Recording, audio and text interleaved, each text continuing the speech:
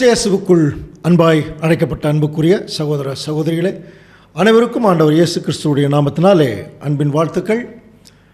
பரலோகத்தின் ரகசியங்கள் என்கிற தலைப்பில் நம்முடைய இந்த யூடியூப் சேனல் வழியாக சத்தியங்களை கேட்டுக்கொண்டிருக்கிற அன்பு சகோதர சகோதரிகளே, கடந்த 2 வாரங்களாக எது ஆண்டவர் இயேசு கிறிஸ்துவுடைய உண்மையான சபை என்கிற தலைப்பில் நம்ம பார்த்தோம். அதில் முதல் பாடம் கவனிக்கும்போது ஆண்டவர் இயேசு கிறிஸ்துவுடைய சபை எப்படி இருக்கும் அப்படிங்கிறத நம்ம கவனிச்சோம் இல்லையா. அவருடைய சபை ஒரு சரீரத்தை போல் இருக்கும், ஒரு மணவாட்டியை போல் இருக்கும், ஒரு ஜீவனுள்ள கற்களை போல் இருக்கும். அப்படிப்பட்ட நிலைமையில் இருக்கிற தேவனுடைய பிள்ளைகளை அவர் அழைத்து தெரிந்து கொள்ளப்பட்டு உண்மை உள்ளவர்கள். அந்த உண்மை உள்ளவர்கள் தான் 144,000 பேர் என்று சொல்லி நம்ம பார்த்தோம். அந்த 144,000 பேர் வெளிப்படுத்தலாகும் 7ஆம் அதிகாரத்தில் நம்ம பார்க்கும் பொழுது இஸ்ரேலுடைய 12 கோத்திரம் தான் அந்த 144,000 அப்படின்னு சொல்லி நம்ம பார்த்து முடித்தோம். அதுக்கப்புறம் அடுத்த வாரம் நம்ம எடுத்த பாடம் ஏற்கனவே நம்ம பார்த்த ஆராய்ச்சி மனப்பான்மையோடு நம்ம உள்ளே போய் பார்க்கும் பொழுது 3 வசனங்கள் இந்த 144,000 பேர் இந்த பூமியிலிருந்தும் மண்ணிலிருந்தும் எடுக்கப்பட்டவர்கள் அப்படின்னு சொல்லிச்சு. ஒரு வசனம் தான் இஸ்ரேலுடைய 12 கோத்திரம். அப்போது ஏன் அப்படி சொல்லப்பட்டது என்று ஆராய்ச்சிக்குள்ளே போகும்போது அந்த 12 கோத்திரம் என்பது 144,000 பேர்த்துக்கு இருக்க வேண்டிய 12 கோத்திர குணலட்சணங்கள். ஞாபகம் இருக்கு இல்லைங்களா? இப்போது ஆதியாகமம் 35ஆம் அதிகாரத்தில் சொல்லியிருக்கிற ஒரிஜினல் கோத்திரம் வெளிப்படுத்தலாகும் 7ஆம் அதிகாரத்தில் ஒரிஜினல் கோத்திரமாக இல்லை. அதில் தான் கோத்திரம் எடுக்கப்பட்டு அதற்கு பதிலாக யோசேப்பினுடைய 2 பிள்ளைகள் எப்ராயிம் மனாசே, அதில் மனாசேயை சேர்த்திருக்கார், எப்ராயிம் அங்கே சேர்க்கலை. அப்போது இது ஏதோ ஒரு முக்கியமான ஒரு விஷயத்தை தேவன் நமக்கு சொல்ல வராங்கிற அடிப்படையில் தான் நம்ம கடந்த வாரத்தில் அந்த ஆராய்ச்சிக்குள்ளே போனோம். அதில் நம்ம கவனிக்கும் பொழுது அந்த 12 பேர்த்தினுடைய பேர்லேயே அந்த குணலட்சணம் இருப்பதை கண்டுபிடிக்கலாம்.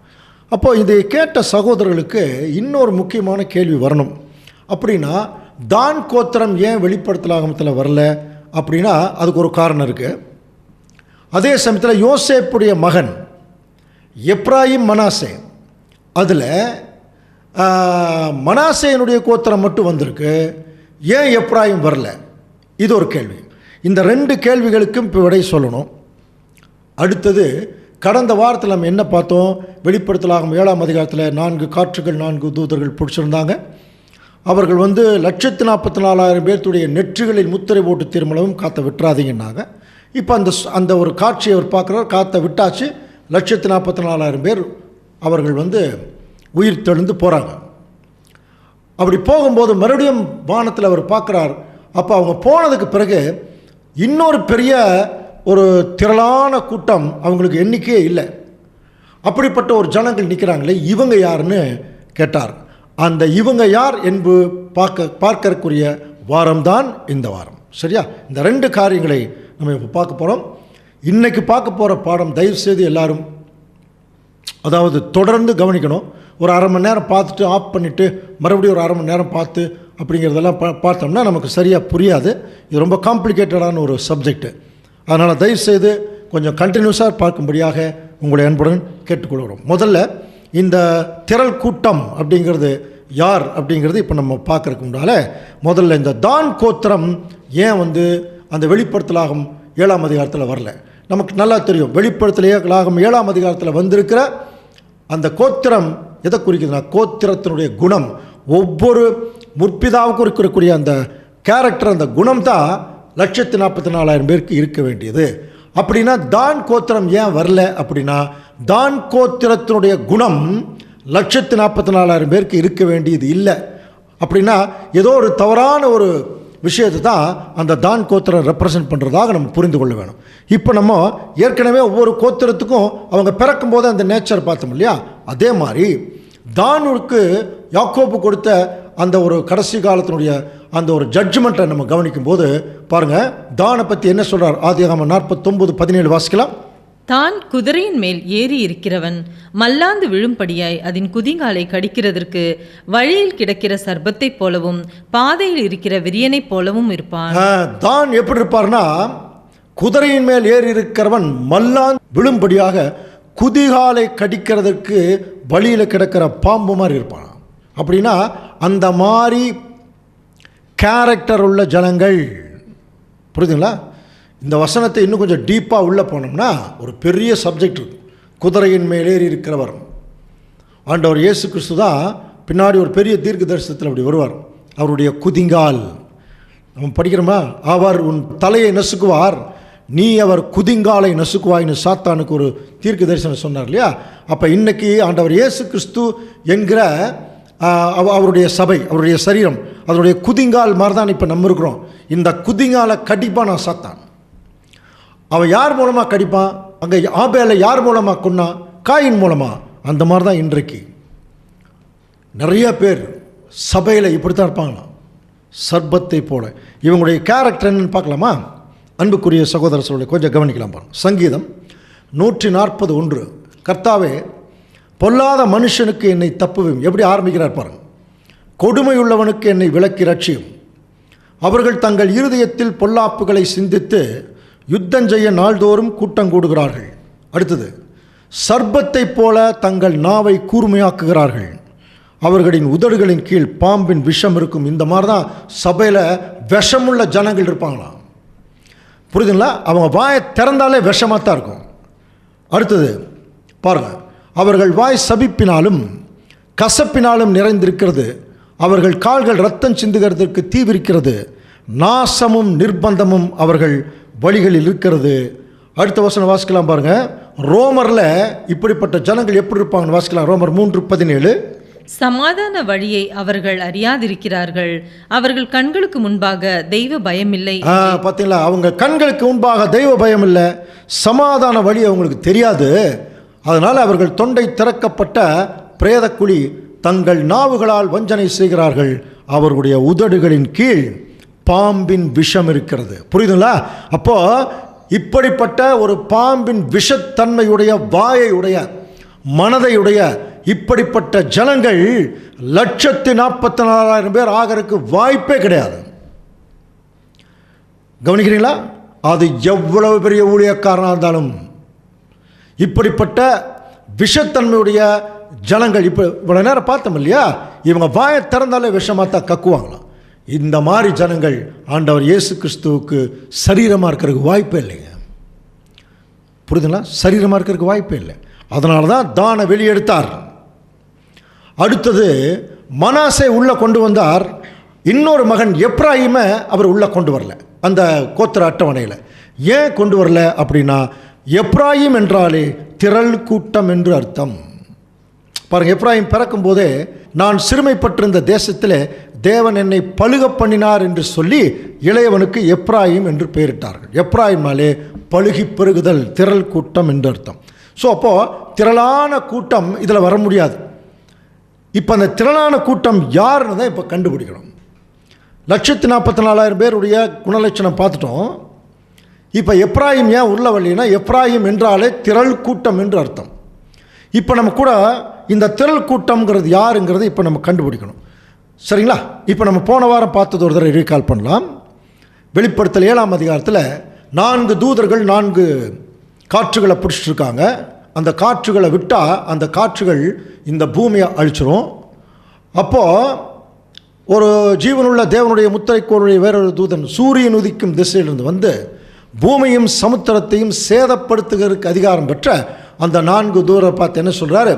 நாம் நம்முடைய தேவனுடைய ஊழியக்காரரின் நெற்றுகளை முத்திரை போட்டு தீரும் அளவும் நீங்கள் பூமியும் சமுத்திரத்தையும் மரங்களையும் சேதப்படுத்தாதீங்க. அடுத்தது, முத்திரை போடப்பட்டவர்களின் தொகையை சொல்ல கேட்டேன். நமக்கு கடந்த வாரமே பார்த்தது தான். இஸ்ரேல் புத்திரருடைய சகல கோத்திரங்களிலும் முத்திரை போடப்பட்டவர்கள் 144,000 பேர்.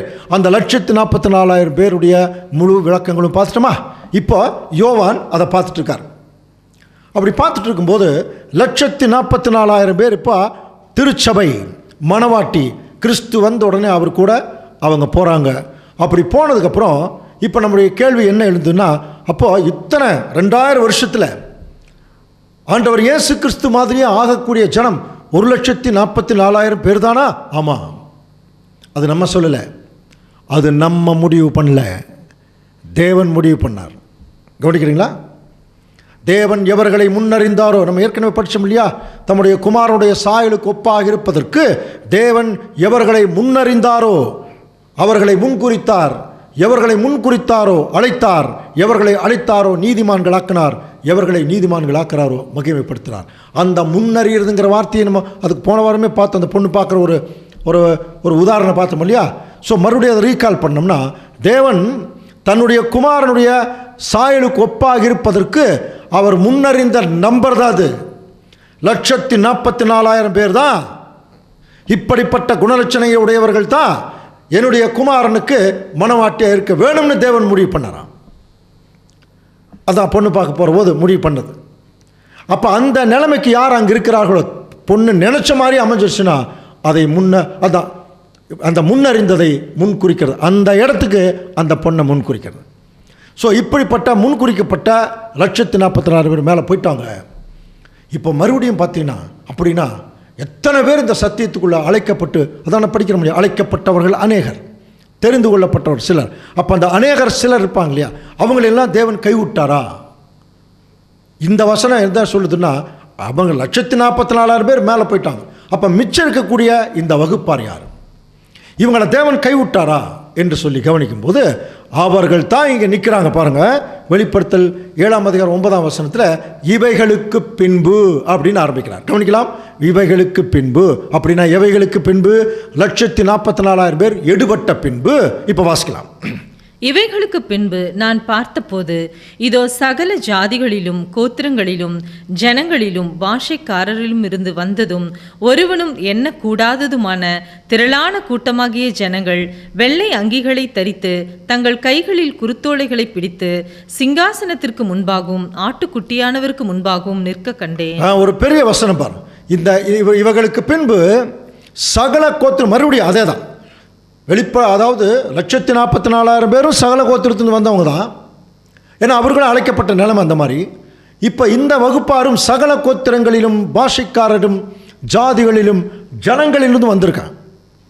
எண்ணக்கூடாதமான திரள் கூட்டமாக வெள்ளையங்கள் தரித்து அவங்க குருத்தோலைகளை பிடித்து எங்கே நிற்கிறாங்கன்னா, சிங்காசனத்திற்கு முன்பாகவும் ஆட்டுக்குட்டியானவருக்கு முன்பாகும். சிங்காசனங்கிற ராஜா இல்லையா? அப்படின்னு என்ன அர்த்தம்? திருச்சபை எடுத்துக்கொள்ளப்பட்டாச்சினாலே அடுத்தது இந்த உலகத்தை ஆளப்போகிற ராஜா ஆண்டவர் இயேசு கிறிஸ்து சிங்காசனத்தில் உட்கார்ற ஒரு சீன் அது. இப்படி உட்கார்ந்துருக்கும்போது அப்போ ஒருத்தர் கேட்குறார். அப்பொழுது மூப்பர்கள் ஒருவரும் என்னை நோக்கி, வெள்ளை அங்கிகளை தரித்திருக்கிற இவர்கள் யார் அப்படின்னா புரியுதுங்களா? ஏற்கனவே 1,44,000 பேர் மேலே போயிட்டாங்க. ஒரு பெரிய குரூப் இங்கே நிற்கிறாங்களே வெள்ளை ட்ரெஸ் போட்டுக்கிட்டு, இவங்க யார்? இவங்க எங்கிருந்து வந்தவர்கள் அப்படின்னு கேட்குறார். கவனிங்க, ஒவ்வொரு வசனமும் ரொம்ப முக்கியம்.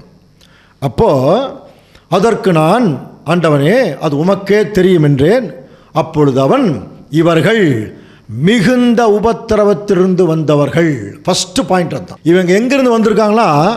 மிகுந்த உபத்திரவத்திலிருந்து வந்திருக்காங்களாம். 1,44,000 பேர் என்ன ஆயிட்டாங்க தெரியுங்களா? இந்த உலகத்துக்கு மிகுந்த உபத்திரவம் வருவதற்கு முன்பாகவே அவங்க என்ன மேலே போயிட்டாங்க. இவர்கள் என்ன பண்ணியிருக்காங்கன்னா, அந்த மிகுந்த உபத்திரவத்திற்குள்ளே மாற்றினவர்கள். கவனிங்க. ஆனால் அந்த உபத்திரவத்திலிருந்து ஒரு குறிப்பிட்ட காலத்தில் வெளியே வர்றாங்க.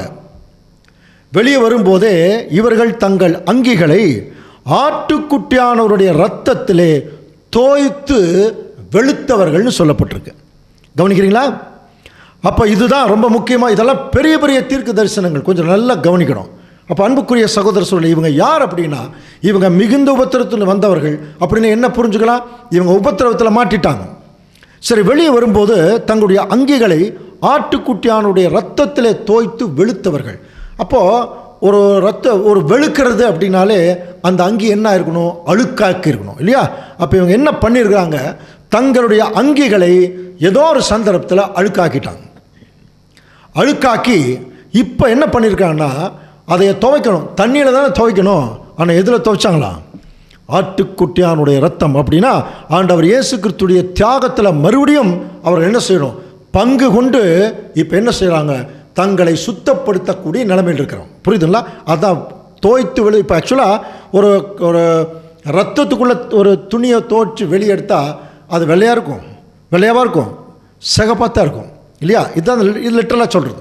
இது தீர்க்க தரிசனம்.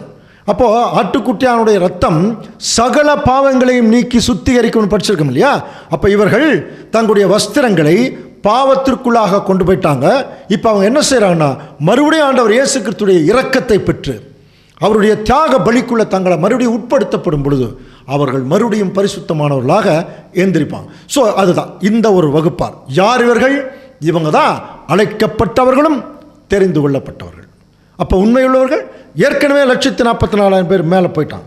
அப்படின்னா இவர்கள் மிகுந்த உபத்திரவத்திற்குள்ளே வந்தவர்கள் படிக்கிறோம் இல்லையா? அப்படின்னு இந்த உபத்திரவம் எங்கே எப்போ வருது கவனிக்கிறீங்களா? எப்போ வருதுன்னா, ஆண்டவர் இயேசு கிறிஸ்துக்கிட்ட ஒரு நாள் அவருடைய சீஷர்கள் வந்து கேட்டாங்க. மத்தேயு 24 அதிகாரம் 3 வசனம், 3ஆம் உலகம் சப்ஜெக்ட்லேயே படிச்சிருக்கிறோம்.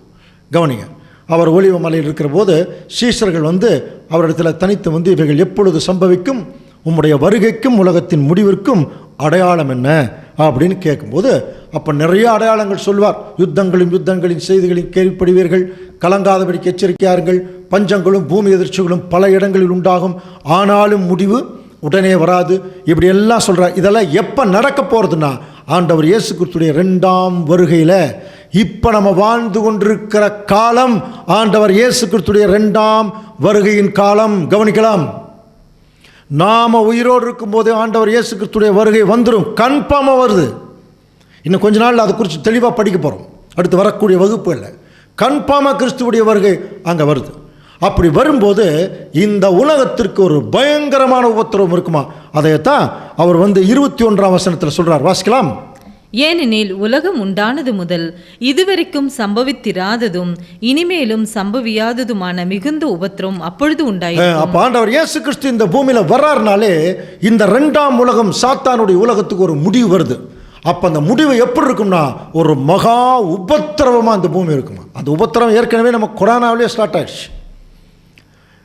ஒரு மகா உபத்திரவத்துடைய உச்சத்தை நோக்கி இந்த பூமி போயிட்டு இருக்கு. இதை குறித்து நூற்றுக்கணக்கான தீர்க்க தரிசனங்கள் பைபிள் இருக்கு. ஒரு 2-3 மட்டும் சாம்பிளுக்கு வாசிக்கலாம். யோயேல் 2ஆம் அதிகாரம் 1ஆம் வசனம் பாருங்க. சியோனிலே எக்காளம் ஊதுங்கள், என் பரிசுத்த பர்வதத்திலே எச்சரிப்பின் சத்தமிடுங்கள், தேசத்தின் குடிகளெல்லாம் தத்தளிக்க கடவர்கள். பாருங்க.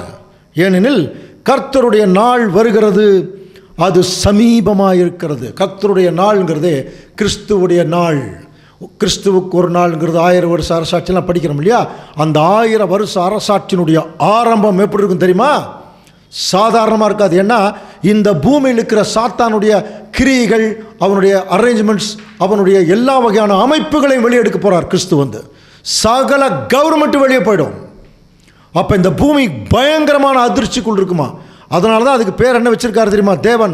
அது இருளும் அந்தகாரமான நாள், அது மப்பும் மந்தாரமான நாள் எழுதினார். புரியுதுங்களா? அதே செப்பனியா தீர்க்கதரிசி எழுதும்போது, கர்த்தருடைய பெரிய நாள் சமீபித்திருக்கிறது, அது கிட்டி சேர்ந்து மிகவும் தீவிரித்து வருகிறது, கர்த்தருடைய நாள் என்கிற சத்தத்திற்கு பராக்கிரமசாலி முதலாய் மனம் கசந்து அலறுகிறான். பராக்கிரமசாலினா வல்லரசு நாடுகளே அதிர்ச்சி ஆயிடுவாங்கிறார். அந்த நாள் உக்கரத்தின் நாள், அது இக்கட்டும் இடுக்கமான நாள், அது அழிவும் பால்கடிப்புமான நாள், அது இருளும் அந்தகாரமான நாள். பாருங்க, செப்பனையாவும் அதே தான் எழுதுறார். அது மப்பும் மந்தாரமான நாள். இன்னும் வசனம் இருக்கு. செப்பனியா 1ஆம் அதிகாரம் 16ஆம் வசனம் வாசிக்கலாம். அது அரணிப்பான நகரங்களுக்கும் உயரமான கொத்தளங்களுக்கும் விரோதமாக எக்காலம் ஊதுகிறதும் ஆர்ப்பரிக்கிறதுமான நாள். அது அரணிப்பான நகரங்களுக்கும். புரியுதுங்களா? கொஞ்ச நாளைக்கு முன்னாடி நமக்கு நல்லாவே தெரியும், America is under the attack அப்படின்ற மிகப்பெரிய தீவிரவாத தாக்குதல் அமெரிக்காவில் நடந்தது. அப்போ இந்த வசனத்தை எல்லாம் கோட் பண்ணி காமிச்சாங்க. அது அரணிப்பான நகரங்களுக்கும் உயரமான கொத்தளங்கள், ரொம்ப டாப்பில் இருக்கிற கோபுரங்கள் எல்லாம் விழுகுமா, அப்படியெல்லாம் சொன்னாங்க. ஆனால் இந்த வசனம் என்ன சொல்லுதுன்னா, உயரமான கொத்தளங்கிறது ரொம்ப மிகப்பெரிய உயரத்தில் இருக்கிற வல்லரசு நாடுகள் பெரிய பெரிய பாதுகாப்பில் இருக்காங்க. அந்த நாடுகள் எவ்வளோ பாதுகாப்பு இருந்தாலும் அதிலிருந்து அது விழுந்துருமா. அதுக்கு ஆர்ப்பரிக்கிற நாள். அதனால தான் செல்ஃப் செக்யூர்டு சிட்டிஸ்ன்னு சொல்லப்படுறோம். அந்த மாதிரி தீவிரவாத தாக்குதல் நடக்கும்போது நியூயார்க் பாருங்கள் என்ன அழகாக இருக்குது. நியூயார்க்கு, வாஷிங்டன் இதெல்லாம் பார்த்தீங்கன்னா நிறைய சேட்டலைட் கண்ட்ரோல் இருக்கிற நகரங்கள். நியூயார்க்கினுடைய மேயர் வந்து இந்த நகரத்தை சீல் பண்ணுறேன்னு சொல்லிட்டாருன்னா அடுத்த 10 நிமிஷத்தில் அந்த நகரம் முழுவதும் சீல் ஆகிடும். அந்த சுற்றி இருக்கிற அத்தனை அந்த ரோடுகள் இருக்குது பார்த்தீங்களா, அந்த ரோடுகள் எல்லாமே பிளாக் ஆகிடும். ரிங் ரோடுன்னு சொல்லுவாங்க அதுக்கு பேர். அதை பேஸ் பண்ணி தான் இன்றைக்கி எல்லாம் நம்ம ஊரில் எல்லாம் ரிங் ரோடெல்லாம் போடுறோம். அப்போது யாரும் வெளியே போக முடியாது, உள்ளே போக முடியாது. அந்த அளவுக்கு ஒரு செல்ஃப் செக்யூர்டான ஒரு சிட்டி. புரியுதுங்களா?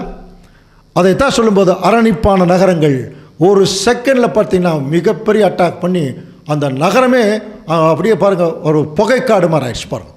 ஸோ இதெல்லாமே எதற்கு நமக்கு சொல்லப்படுதுன்னா, நீ என்னதான் உயரத்தில் போய் டெக்னாலஜியில் நீ போனாலும் மேலிருந்து நான் உன்னை கீழே தள்ளுவேன். ஏன் தெரியுமா? காரணம் இருக்கு.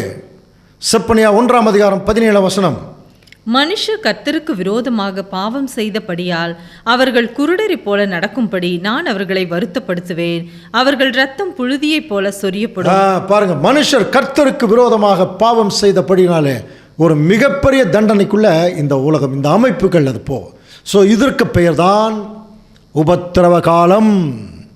இது எப்போ உபத்திரவ காலம் ஆரம்பிக்குது? போன வாரமே நம்ம பார்த்தோம்.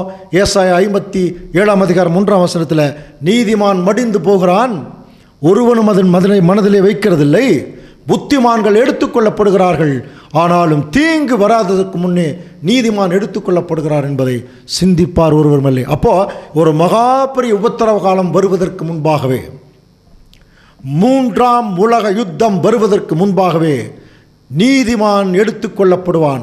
1,44,000 பேர் எடுத்துக்கொள்ளப்படுவார்கள். இது சத்தியமான வார்த்தை. இன்னைக்கு வரைக்கும் அந்த செலெக்ஷன் முடியாதனால தான் இன்னைக்கு வரைக்கும் பாருங்க அந்த 3ஆம் உலக யுத்தம் ஆரம்பிக்கல. ஆனால் இப்போ ஆரம்பிக்கக்கூடிய எல்லா வேலையும் நடக்க ஆரம்பிச்சிருச்சு. இஸ்ரேலை மையமாக கொண்டு இன்னைக்கு எல்லா வேலைகளும் நடக்குது. இந்த சப்ஜெக்ட் கூட நம்ம பின்னாடி பார்க்க போகிறோம். 3ஆம் உலக யுத்தம் எந்தெந்த நாடுகளுக்கு இடையில் வரப்போகுது, எந்த நாடு ஜெயிக்கும், அதுக்குரிய வேலை இப்போவே ஸ்டார்ட் ஆகிடுச்சு. நீங்கள் இப்போ இருந்தே இஸ்ரேல் நாட்டை உற்று கவனியுங்கள். இஸ்ரேல் நாடு இன்னும் பெரிய பெரிய விஷயங்கள் எல்லாம் பண்ண போகிறது. அப்படி பண்ணும்போதே தெரிஞ்சுக்கலாம், ஒட்டுமொத்த உலகத்திற்கும் இஸ்ரேல் ஒரு அச்சுறுத்தலாக நிற்கும். அப்படி நிற்க வரும்போது தான் இந்த 3ஆம் உலக யுத்தம் இங்கே பூமியில் ஸ்டார்ட் ஆகும். அதற்கு முன்பாகவே திருச்சபை மக்கள் எடுத்துக்கொள்ளப்படுவார்கள். இவர்களை பற்றி வெளிப்படுத்தலாகும் 20ஆம் அதிகாரம் 6ஆம் வசனம் வாசிக்கலாம். முதலாம் உயிர்த்தெழுதலுக்கு பங்குள்ளவன் பாக்கியவானும் பரிசுத்தவானுமாய் இருக்கிறான். கவனிக்கிறீங்களா? இவங்க தாங்க முதல்ல உயிர்த்தெழ போறவங்களா. கிறிஸ்து வந்தோடனே அவருடைய மனைவியை கூட்டிட்டு போற மாதிரி முதலாம் உயிர்த்தெழுதலுக்கு பங்குள்ளவன் பாக்கியவானும் பரிசுத்தவானுமாய் இருக்கிறான். இவர்கள் மேல் 2ஆம் மரணத்திற்கு அதிகாரம் இல்லை. இவர்கள் தேவனுக்கும் கிறிஸ்துவுக்கும் முன்பாக ஆசாரியராய் இருந்து அவரோட கூட 1000 வருஷம் அரசாளுவார்கள். ரொம்ப கிளியரா சொல்லப்பட்டிருக்கு பாருங்க. இவர்கள் தேவனுக்கும் கிறிஸ்துவுக்கு முன்பாக ஆசாரியராய் இருந்து 1000 வருஷம் அரசாளுவார்கள். அப்போ முதல்ல உயிர்த்தெழக்கூடிய தேவனுடைய பிள்ளைகள் கிறிஸ்துவோட உட்கார்ந்து அரசாள போகிறவர்கள். இதைய தாங்க பேதுரு கேட்டார் ஒரு நாள். எல்லாவற்றையும் விட்டு விட்டு உங்க பின்னாடி வந்தமே என்ன கிடைக்கும்? மத்தேயு 19ஆம் அதிகாரத்தில் படிக்கிறோம் இல்லையா? அப்போ ஆண்டவர் என்ன சொன்னார்? மறுபடியும் ரீகால் பண்ணலாம். மனுஷகுமாரன் தம்முடைய வல்லமையுள்ள சிங்காசனத்தில் உட்கார்ந்து இருக்கும் போது என்னை பின்பற்றின நீங்கள் 12 சிங்காசனத்தில் உட்காருவீங்கன்னார். அங்க 12 பேர் இருந்ததுனால 12 சிங்காசனம். சிங்காசனம் யார் உட்காருவாங்க? ராஜாக்கள். இதையத்தான் வெளிப்படுத்தலாகமும் 3ஆம் அதிகாரம் 21ஆம் வசனத்தில் நம்ம வாசிக்கிறோம். நான் ஜெயங்கொண்டு என் பிதாவுடைய சிங்காசனத்திலே அவரோட உட்கார்ந்தது போல ஜெயங்கொள்ளுகிறவனை என்னுடைய சிங்காசனத்திலே உட்காரும்படி அருள் செய்வேன். புரியுதுங்களா? யார் கிறிஸ்துவுடைய சிங்காசனத்தில் உட்கார போகிறார்கள்? யார் கிறிஸ்துவோட இந்த பூமியை அரசாள போகிறார்கள்? 1,44,000 பேர். அவர்கள் தான் முதல்ல உயிர்த்தெழும்புறவங்க. புரியுதுங்களா? இப்போ ஆண்டவர் இயேசு கிறிஸ்து வந்து இவர்களை தாங்க முதல் உயிர்த்தெழுப்ப போகிறார். கவனிக்கிறீங்களா?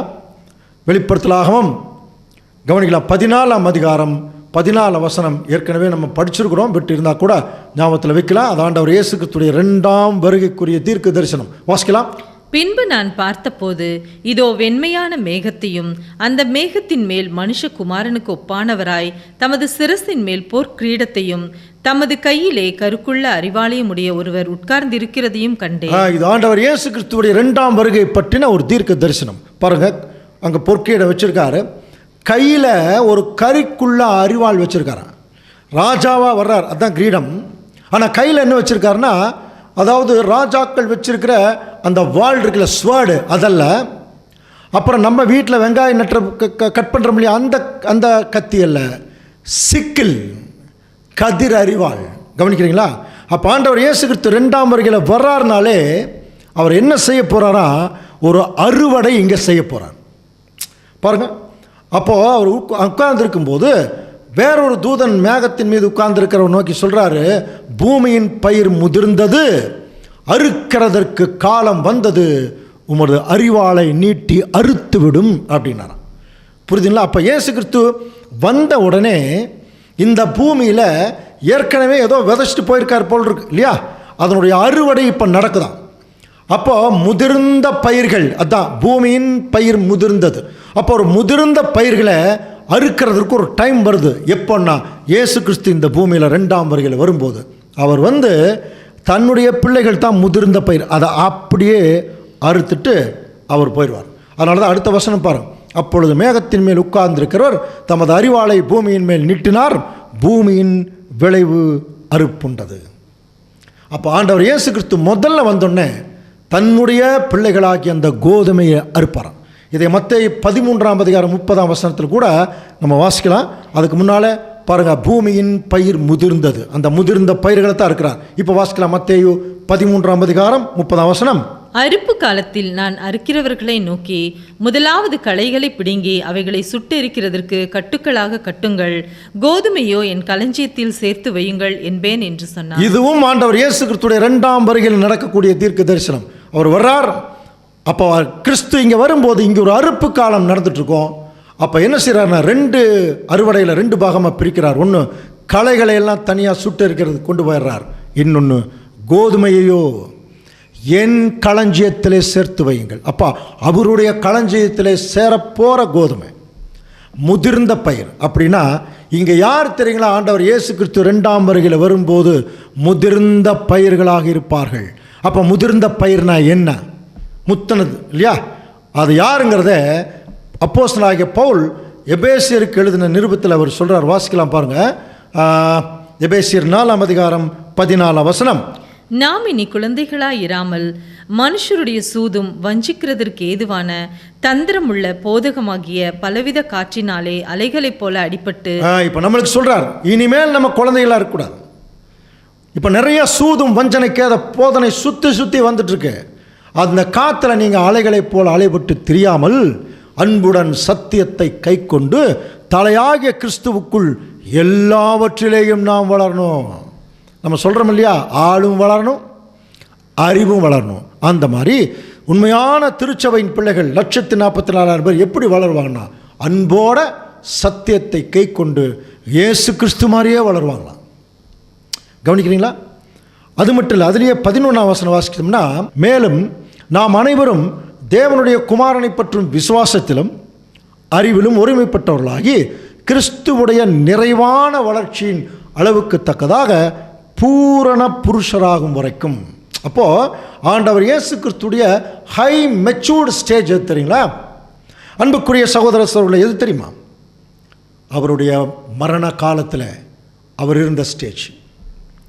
அவரை அரெஸ்ட் பண்ணுறாங்களே, பரலோகத்துக்கே சொந்தக்காரர் கிறிஸ்து, சகலமும் அவரை கொண்டும் அவருக்கென்றும் சிருஷ்டிக்கப்பட்டதெல்லாம் படிச்சிருக்கோம். இந்த பூமிக்கே சொந்தக்காரர். ஆனால் அந்த சோல்ஜர்ஸ் அவரை பிடிக்கும்போது ஒரு கைதி போல் நடத்தப்பட்டு அவ்வளோ தாழ்மையாக போயிட்டார்ப்பாங்க. அதுதான் மெச்சூரிட்டி. துப்பும் போதும் கொட்டும் போதும் அறையும் போதும் கீழே போட்டு மிதிக்கும் போதும் இந்த ஜனங்களுடைய பாவத்திற்காக நான் சாகிறது அது தேவனுக்கு பிரியம்னு நினைக்கும் போது அந்த சந்தோஷத்தோட அந்த வலிகள், அந்த கஷ்டங்கள், அந்த அவமானங்கள், அந்த துப்பு, அந்த கொட்டு எல்லாவற்றையும் தாங்கினார். பார்த்தீங்கன்னா அதுதாங்க மெச்சூரிட்டி. அந்த மாதிரி ஒரு மெச்சூரிட்டி இருக்கணுமா? இன்றைக்கி அந்த மாதிரி ஒரு கிறிஸ்தவன் ஒரு மெச்சூரிட்டிக்கு வருவான்னா அது ரொம்ப ரொம்ப அபூர்வம் தான். எவ்வளவு அவமானங்கள் வந்தாலும் தாங்கணும், சகிக்கணும். புரியுதுங்களா? புலம்பக்கூடாது. ஐயோ தேவனேன்னு புலம்பக்கூடாது. ஒரு விஷயம் நமக்கு நடக்குது அப்படின்னா அது தேவனுடைய, அது ஏதோ ஒரு சித்தம்னு சொல்லிட்டு அமைதியாக பொறுமையாக இருக்கணும், சகிச்சு பழகணும் துன்பங்களை. போன வாரம் கூட பார்த்தோம் இல்லையா?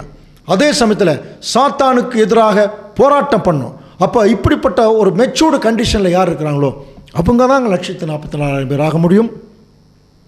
அவர்கள் தான் முதலாம் உயிர்த்தெழுதலுக்கு பங்குள்ளவர்கள். அவங்க தான் திருச்சபை, அவங்க தான் மணவாட்டி, அவங்க தான் 1,44,000 பேர். கவனிக்கிறீங்களா? அவங்க தாங்க முதல் அறுவடையில் ஆண்டவர் இயேசு கிறிஸ்து இங்கே பூமியில் வந்து அறுத்துருவார். இப்போ கவனிங்க, இப்போ இந்த சத்தியத்துக்குள்ளே இன்றைய காலகட்டத்தையே நம்ம எடுத்துக்கலாம். அதுதான் சரியாக இருக்கும். அழைக்கப்பட்டவர்கள் அநேகர், இந்த சத்தியத்தை கேட்டு வர்றவங்க நிறைய பேர், ஆயிரக்கணக்கான பேர் வர்றாங்க. உலகத்தோடு எடுத்துக்கிட்டோம்னா லட்சம் கூட வரலாம். அப்படி அழைக்கப்பட்டவர்கள் அநேகர், அதில் தெரிந்து கொள்ளப்பட்டவர்கள் சிலர். கவனிங்க, அப்போது உண்மை உள்ளவர்கள் ஒரு சிலர் தான். ஆனால் இதில் யார் உண்மை உள்ளவர்கள்ங்கிறத தேவன் தான் டிசைட் பண்ணுவார். ஆண்டவர் இயேசு கிறிஸ்து தான் டிசைட் பண்ணுவார். அப்போ அப்படி இருக்கும் பட்சத்தில் இப்போ எல்லாம் என்ன போதிக்கப்பட்டு கொண்டிருக்கும் அப்படின்னா பாருங்கள், திருச்சபை இப்போ 3ஆம் உலகம் தவறுவதற்கு முன்பாகவே எடுத்துக்கொள்ளப்படும். திருச்சபை அர்மகதோன் வர்றதுக்கு முன்னாடி எடுத்துக்கொள்ளப்படும்.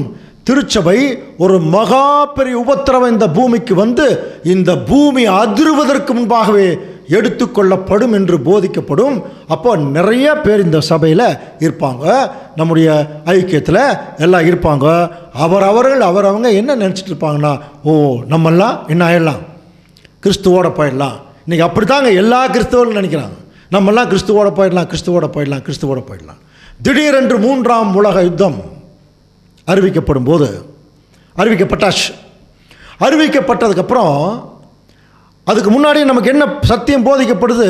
கிறிஸ்து வந்து ஒரு அறுவடையில் 1,44,000 பேர் அறுத்துட்டு போயிடுவார். இந்த சத்தியமெல்லாம் நமக்கு போதிக்கப்பட்டிருக்கும். அப்படி போதிக்கப்பட்டிருக்கும் போது திடீரென்று 3ஆம் உலக யுத்தம் ஆரம்பிச்சிருச்சுன்னா அப்போ உயிரோடு இருக்கிறாங்க பாருங்கள், அவங்க என்ன சொல்லுவாங்கன்னு சொல்லுங்க. அறுவடை முடிஞ்சிருச்சா? பைபிளில் சொல்லப்பட்ட அறுவடை முடிஞ்சிருச்சா? ஐயோ, நம்ம அந்த அறுவடைக்குள்ளே போகலையா, நம்ம ரட்சிக்கப்படலையா? கேட்பாங்க இல்லையா? கேட்பாங்க என்று தீர்க்க தரிசனம் சொல்லுது பாருங்கள். இப்படி 1,44,000 பேர் எடுத்துக்கொள்ளப்பட்டதுக்கு பிறகு இந்த அழைக்கப்பட்டவர்கள், தெரிந்து கொள்ளப்பட்டவர்கள் நிலைமையில் இருக்கிற அவர்களும் தங்களுடைய ஒரு இம்மெச்சூரிட்டி காரணமாக என்ன நினச்சிட்டு இருப்பாங்கன்னா, அவர்களும் அப்படியே பரலோகத்துக்கு போயிடுவோம்னு நினச்சிருப்பாங்க. ஆனால் அவர்களுக்கு அந்த அழைப்புக்குள்ளே போயிருக்கிறதுக்கான வாய்ப்பு இருக்காது. அவங்க உடனே என்ன சொல்லுவாங்க தெரியுங்களா? இப்போ வாசிக்கலாம் பாரு, எரேமியா 8ஆம் அதிகாரம் 20ஆம் வசனம். அறுப்பு காலம் சென்றது, கோடை காலமும் முடிந்தது, நாமோ ரட்சிக்கப்படவில்லை. கரெக்டாக அந்த வசனம் கரெக்டாக பொருந்துதான். அப்போ பாருங்க, அறுப்பு காலம் சென்றது, கோடை காலம் முடிந்தது, நாமோ ரட்சிக்கப்படவில்லை. ஏன்னா இஸ்ரேல் நாட்டில் கோடை காலம் தான் அறுவடையினுடைய காலம். அதை பேஸ் பண்ணி தான் இந்த தீர்க்க தரிசனம் எழுதப்பட்டிருக்கு.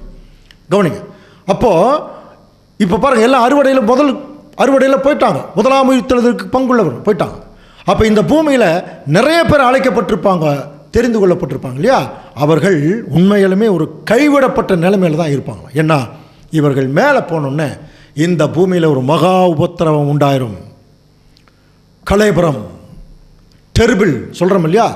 பயங்கரங்கள் இந்த பூமியை சூழ்ந்துரும். இந்த பூமி அதிரும், எல்லா பக்கமும் போர் மேகம் சூழும், பொருளாதாரம் கீழே விழுகும், ராஜ்யங்கள் கீழே விழுகும், கவர்மெண்ட்ஸ் விழுகும், எல்லா பக்கமும் சண்டை சச்சரவுகள் பெருக ஆரம்பிக்கும். ஸ்தம்பிச்சு போயிடுமா உலகமே. இந்த ஒரு பிரளயத்துக்குள்ள, உபத்திரவத்துக்குள்ள யார் மாற்றிடுவாங்கன்னா, இந்த அழைக்கப்பட்டு தெரிந்து கொள்ளப்பட்ட நிலைமையில் இருக்கிறவர்கள். ஏன் மாற்றுறாங்க? அந்த உண்மையை காட்டாம விட்டுட்டாங்க. அழைக்கப்பட்ட நிலைமையில் இருந்தாங்க, விசுவாசிச்சாங்க, தெரிந்து கொள்ளப்பட்ட நிலைமையில் நிறைய கிரியை செஞ்சாங்க. ஆனால் தேவனுக்கு தேவை உண்மை. அந்த உண்மையை காட்டினவங்க தாங்க கிறிஸ்துவுக்கு சபையாக இருக்க முடியும். அவர்கள் தான் திருச்சபையாக மாற முடியும். ஆனால் இவர்கள் திருச்சபையாகத்தான் அழைக்கப்பட்டாங்க. ஆனால் இப்போ என்ன ஆயிட்டாங்கன்னா, அந்த உண்மையை காட்டாதனால அவர்கள் உபத்திரவத்தில் கைவிடப்பட்டார்கள். அதனால தான் இந்த வெள்ளையங்கில் தரித்த இவர்கள் யாருன்னு கேட்கும்போது திரளான கூட்டம், இவர்கள் வந்து எங்கிருந்து வந்தவங்க, வெள்ளையங்கில் தரித்தவர்கள் எங்கிருந்து வந்தவங்கன்னு சொல்லும்போது பாருங்கள், வசனம் வாசிக்கலாம் மறுபடியும். வெளிப்படுத்தல் 7:13. அப்பொழுது மூப்பர்களில் ஒருவன் என்னை நோக்கி, வெள்ளை அங்கிகளை தரித்திருக்கிற இவர்கள் யார், எங்கிருந்து வந்தார்கள் என்று கேட்டேன். அதற்கு நான், ஆண்டவனே, அது உமக்கே தெரியும் என்றேன். அப்பொழுது அவன், இவர்கள் மிகுந்த உபத்திரவத்திலிருந்து வந்தவர்கள். அப்படியே பார்த்தோம் இல்லையா, இவர்கள் மிகுந்த உபத்திரவத்திலிருந்து வந்தவர்கள். உபத்திரவத்தில் மாட்டிட்டாங்க. என்ன பிரச்சனை அவங்களுக்குள்ள நடந்துருச்சுன்னா, இவர்கள் தங்கள் அங்கிகளை ஆட்டுக்குட்டியானுடைய ரத்தத்திலே தோய்த்து வெளுத்தவர்கள். அப்போ இவங்களுக்கு ஒரு ட்ரெஸ் கொடுக்கப்பட்டிருக்கு. இந்த ட்ரெஸ்ஸை கரைப்படுத்திட்டாங்க. கவனிக்கிறீங்களா? கரைப்படுத்தினதுனால அதை மறுபடியும் துவைக்க வேண்டிய ஒரு சூழ்நிலைக்கு வந்தாங்க. அது சும்மா சாதாரண தண்ணியிலலாம் துவைக்க முடியாது. மறுபடியும் ஆண்டவர் இயேசு கிறிஸ்துடைய ரத்தம் அப்படின்னு அவருடைய இரக்கம், அவருடைய தியாக பலிக்குள்ள தங்களுடைய இருதயத்தை செலுத்தினா மட்டும்தான் மறுபடியும் அந்த மன்னிப்பு பெற்றவங்க வர முடியும். ஸோ மன்னிப்பு பெற்று வர்றாங்க. கவனிக்கிறீங்களா? உபத்திரவத்திலிருந்து வெளியே வர்றாங்க. தங்களுடைய அங்கிகளை கரைப்படுத்திட்டாங்க. அப்படின்னு இந்த அங்கி கொடுக்கப்பட்டுச்சா அவங்களுக்கு என்று சொல்லும் பொழுது நல்லா புரிஞ்சுக்கலாம். அன்புக்குரிய சகோதர சகோதரர்களே, ஆண்டவர் இயேசு கிறிஸ்து அவருடைய சபையை பற்றி தெளிவாக புரிந்து கொண்ட ஒரு ஊழியக்காரன் அப்போஸ்தலனாகிய பவுல். அவர் கிளியராக ஒரு விஷயத்தை நமக்கு சொல்கிறார் பாருங்க. எபேசியர் 5ஆம் அதிகாரம் 25ஆம் வசனம் பாருங்க. புருஷர்களே, உங்கள் மனைவிகளில் அன்பு கூறுங்கள், அப்படியே கிறிஸ்துவும் சபையில் அன்பு கூர்ந்து. அப்போ கிறிஸ்துவுக்கு சபை என்ன? மனைவி. புரிஞ்சுங்க. அப்போ புருஷர்களே, உங்கள் மனைவிகளில் அன்பு கூறுங்கள், அப்படியே கிறிஸ்துவும் சபையில் அன்பு கூர்ந்து தாம் அதை திருவசனத்தை கொண்டு தண்ணீர் முழுக்கினால் சுத்திகரித்து பரிசுத்தமாக்குகிறதற்கும், கவனிங்க, கரை திரை முதலானவைகள் ஒன்றுமில்லாமல் பரிசுத்தமும் பிழையற்றதுமான மகிமையுள்ள சபையாக தமக்கு முன் நிறுத்திக் கொள்வதற்கும் தம்மைத்தாமே அதற்காக ஒப்பு கொடுத்தார்.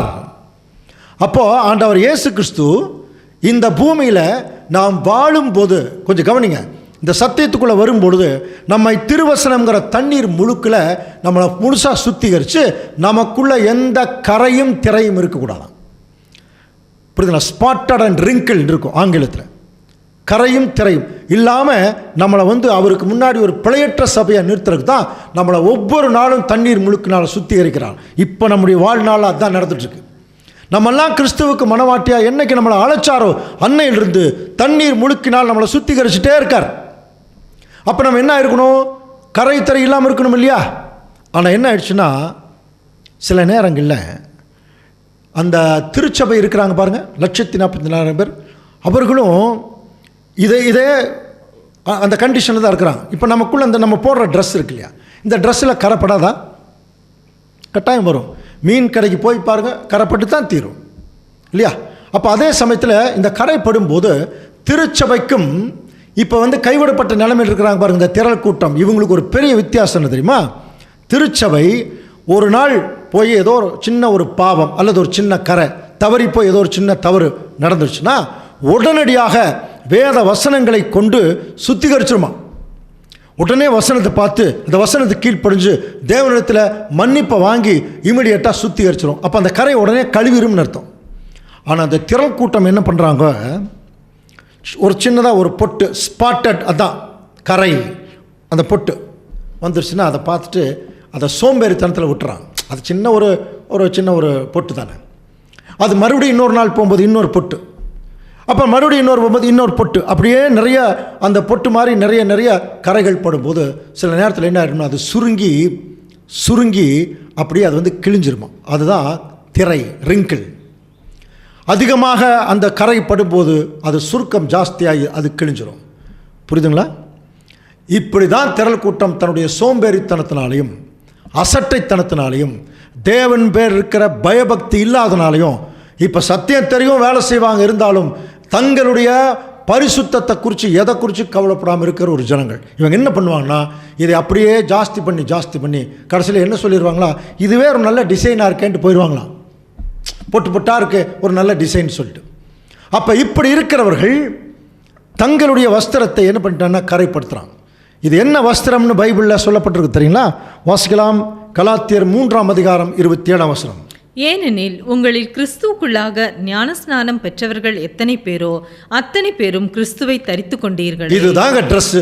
யாரெல்லாம் கிறிஸ்துவுக்குள்ளாக ஞானஸ்நானம் பெற்றார்களோ அவங்க எல்லாம் கிறிஸ்துவை தரித்து கொண்டீர்களே. தரித்து கொள்றதுனா ட்ரெஸ்ஸு. அப்போ இன்னொருத்தர் நம்மளை பார்த்தா நம்முடைய ட்ரெஸ்ஸு தானே தெரியும். புரிஞ்சுக்கிற மாதிரி சொல்லணும்னா, என்னைக்கு நம்ம தேவனோட உடன்படிக்கை ஞானஸ்தானம் எடுத்துட்டோமோ அன்னையிலிருந்து நாம் கிறிஸ்துவாக மாறிவிட்டோம்னு அர்த்தம். நமக்குள்ளே கிறிஸ்துங்கிற ஒரு குழந்தை நாளுக்கு நாள் வளரணும்.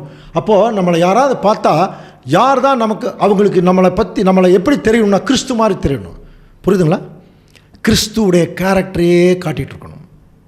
அதுதான் கிறிஸ்துவை தரித்து கொண்டீர்கள். சில நேரத்தில் கிறிஸ்துவுடைய கேரக்டரு நமக்கு நல்லா தெரியும். நான் சாந்தமும் மனத்தாழ்மையுமாக இருக்கிறேன் அப்படின்னு சொல்லுவார். இப்போ சில நேரத்தில் நமக்கு சூழ்நிலைகள் வரும்போது கோபம் வந்துடுது, தாழ்மை வரதில் மேட்டியம் வந்துடுது. அப்படின்னு என்ன அர்த்தம்? ஒரு பொட்டு விழுகுதா கரை, உடனே என்ன பண்ணும்? ஐயோ நான் பேசுனது தப்பு, மேட்டிமையாக பேசிட்டேன், அல்லது ரொம்ப கோவப்பட்டேன், தப்பு. உடனடியாக தேவன்கிட்ட போய் மன்னிப்பு கேட்டு இமீடியட்டாக அந்த கரையை வசனங்களின் மூலம் தொடச்சிட்டு இருந்துட்டாங்கன்னா அவங்க திருச்சபை ஆகிடுவாங்க. ஆனால் இவங்க என்ன பண்ணுறாங்கன்னா அந்த கரையை அதிகமாக்குறார்கள். ஆனால் இவங்க அழைக்கப்பட்டவர்கள், தெரிந்து கொள்ளப்பட்டவர்கள். ஆனால் கரையை அதிகமாக்குறாங்க. தேவன் இவர்களை அழைச்ச ஒரே காரணத்தினால இவர்களை என்ன செய்யணும்னா கைவிடலை. ஆனால் இவர்கள் தாங்கள் செய்த தவறை உணரணும். அதுக்காக தான் தேவன் என்ன செய்கிறார்னா இவர்களை கொஞ்ச காலம் அந்த உபத்திரவத்துக்குள்ளே விடுறார். கவனிங்க, அந்த உபத்திரவத்துக்குள்ளே போகும்போது தான் தெரியும், ஐயோ நம்ம கிடைச்ச நல்ல வாய்ப்புகளை எல்லாம் விட்டுட்டோமே, நம்ம திருந்துவதற்கு நிறையா தேவன் டைம் கொடுத்தார், அதையெல்லாம் விட்டுட்டோமேன்னு சொல்லி அவங்க என்ன செய்வாங்கன்னா மனம் திரும்பி மறுபடியும் ஆண்டவர் இயேசு கிறிஸ்துடைய அந்த தியாக பலியை நோக்கி பார்ப்பாங்களாம்.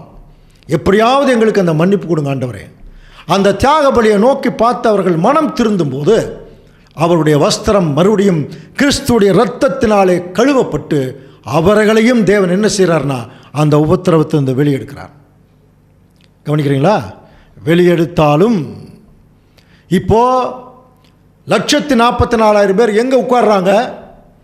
தேவனுடைய பாருங்கள், ஆண்டவர் இயேசு கிறிஸ்துவின் சிங்காசனத்தில் உட்காருவாங்களாம். அப்படின்னா ராஜாக்கள் 1,44,000 பேர் ராஜாக்களை போய் உட்கார்ந்துடுறாங்க.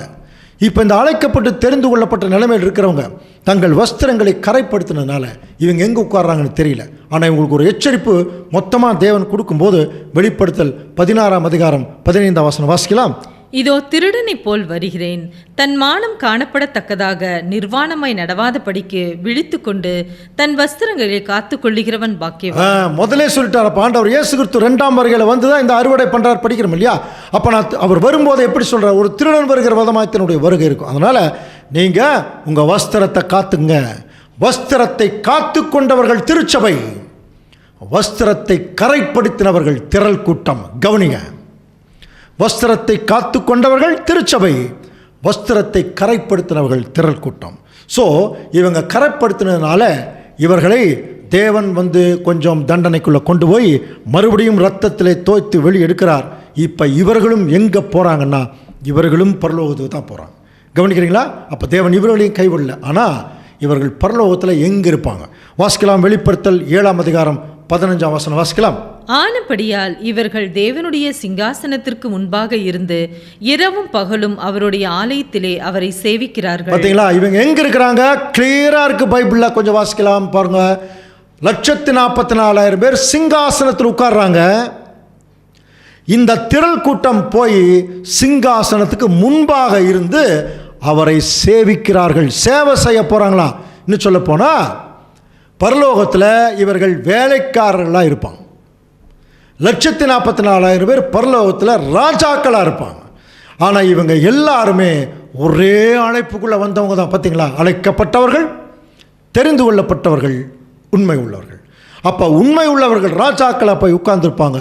அழைக்கப்பட்டு தெரிந்து கொள்ளப்பட்ட நிலைமையில் தங்கள் வஸ்திரத்தை கரைப்படுத்தினவர்கள் அவர்களையும் தேவன் கைவிடல, கொஞ்சம் தண்டனைக்குள்ளே கொண்டு போய் அவர்களையும் சுத்தப்படுத்தி இப்போ மேலே கொண்டு வரார். இவர்கள் பரலோகத்தில் தான் இருப்பாங்க. ஆனால் சிங்காசனத்தில் உட்கார்றதுக்கான வாய்ப்பு இல்லை. சிங்காசனத்துக்கு முன்பாக இருந்து, அப்படின்னா முன்னாடி அவர்கள் அந்த ராஜாக்களுக்கு சேவை செய்யக்கூடிய நிலைமையில் இருப்பாங்க. ஸோ இதை நமக்கு புரியறதுக்காக தான் ஆண்டவர் இயேசு கிறிஸ்துவின் 2ஆம் வந்திருக்குதுன்னு காலப்பகுதியில் நிறைய வசனங்கள் இருக்குது. பாருங்கள், வெளிப்படுத்தல் 3:21 இதோ வாசற்படியில் நின்று தட்டுகிறேன் சொல்கிறார். பாருங்கள், வாசற்படியில் நின்று தட்டுகிறேன், ஒருவன் என் சத்தத்தை கேட்டு கதவை திறந்தால் நான் அவனிடத்தில் பிரவேசித்து அவனோட போஜனம் பண்ணுவேன், ஷேர் பண்ணுவேங்கிறார். அப்போ வாசற்படியில் நின்று தட்டுகிறேன் அப்படின்னா எதை தனியாக பூமிக்கு ஒரு வாசல் எல்லாம் அந்த கதவெல்லாம் இல்லை. மனக்கதவை பற்றி பேசிகிட்டு இருக்கார். தட்டுகிறேன் அப்படின்னாலே நான் கூப்பிட்றேன்னு அர்த்தம். என் வசனங்களின் மூலம் நான் உன்னை கூப்பிட்றேன். நான் சரியான டைமில் நான் கூப்பிடும்போது என் சொல் பேச்சு கேட்டு யார் வர்றீங்க? அதனால தான் ஆண்டவர் இயேசு கிறிஸ்து 2ஆம் வருகையில் வந்து எப்படி கூப்பிட்றார், இந்த திரள் கூட்டம் எப்படி அதுக்கு ரியாக்ட் பண்ணிச்சுங்கிறத பைபிளில் ரொம்ப அழகாக ஒரு ஒரு ஒரு உருவகம் சொல்லப்பட்டிருக்கு. கவனிக்கிறீங்களா? அதுக்கு உன்னத பாட்டில் நம்ம ஒரு வசனம் படிக்கலாம். உன்னத பாட்டில் 2ஆம் அதிகாரம் 10ஆம் வசனம் வாசிக்கலாம். என் நேசர் என்னோட பேசி, என் பிரியமே என் ரூபவதியே எழுந்து வா. இப்படி தான் கூப்பிடுவாராம். கவனிக்கிறீங்களா? என் நேசர் என்னுடனே பேசி, என் பிரியமே ரூபவதியே எழுந்துவான். அப்போ எழுந்துவான்னாலே அது ஒரு தூங்குற டைம். ஆனால் நீ தூங்காத எந்திரி. அதனால தான் ஆண்டவர் இயேசு கிறிஸ்துடைய 2ஆம் வருகையை பற்றி அப்போஸ்தலனாகிய பவுலெல்லாம் சொல்லும் பொழுது பாருங்கள், 1 தெசலோனிக்கேயர் 5ஆம் அதிகாரம் 2ஆம் வசனம், இரவிலே திருடன் வருகிற விதமாக கர்த்தருடைய நாள் வரும் என்று நீங்கள் அறிந்திருக்கிறீர்களே.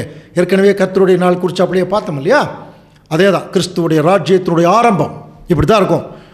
அவருடைய வருகையும் திருடன் வருகிற விதமாக தான் இருக்கும். அவருடைய ராஜ்யமும் அப்படி தான் இருக்குமா.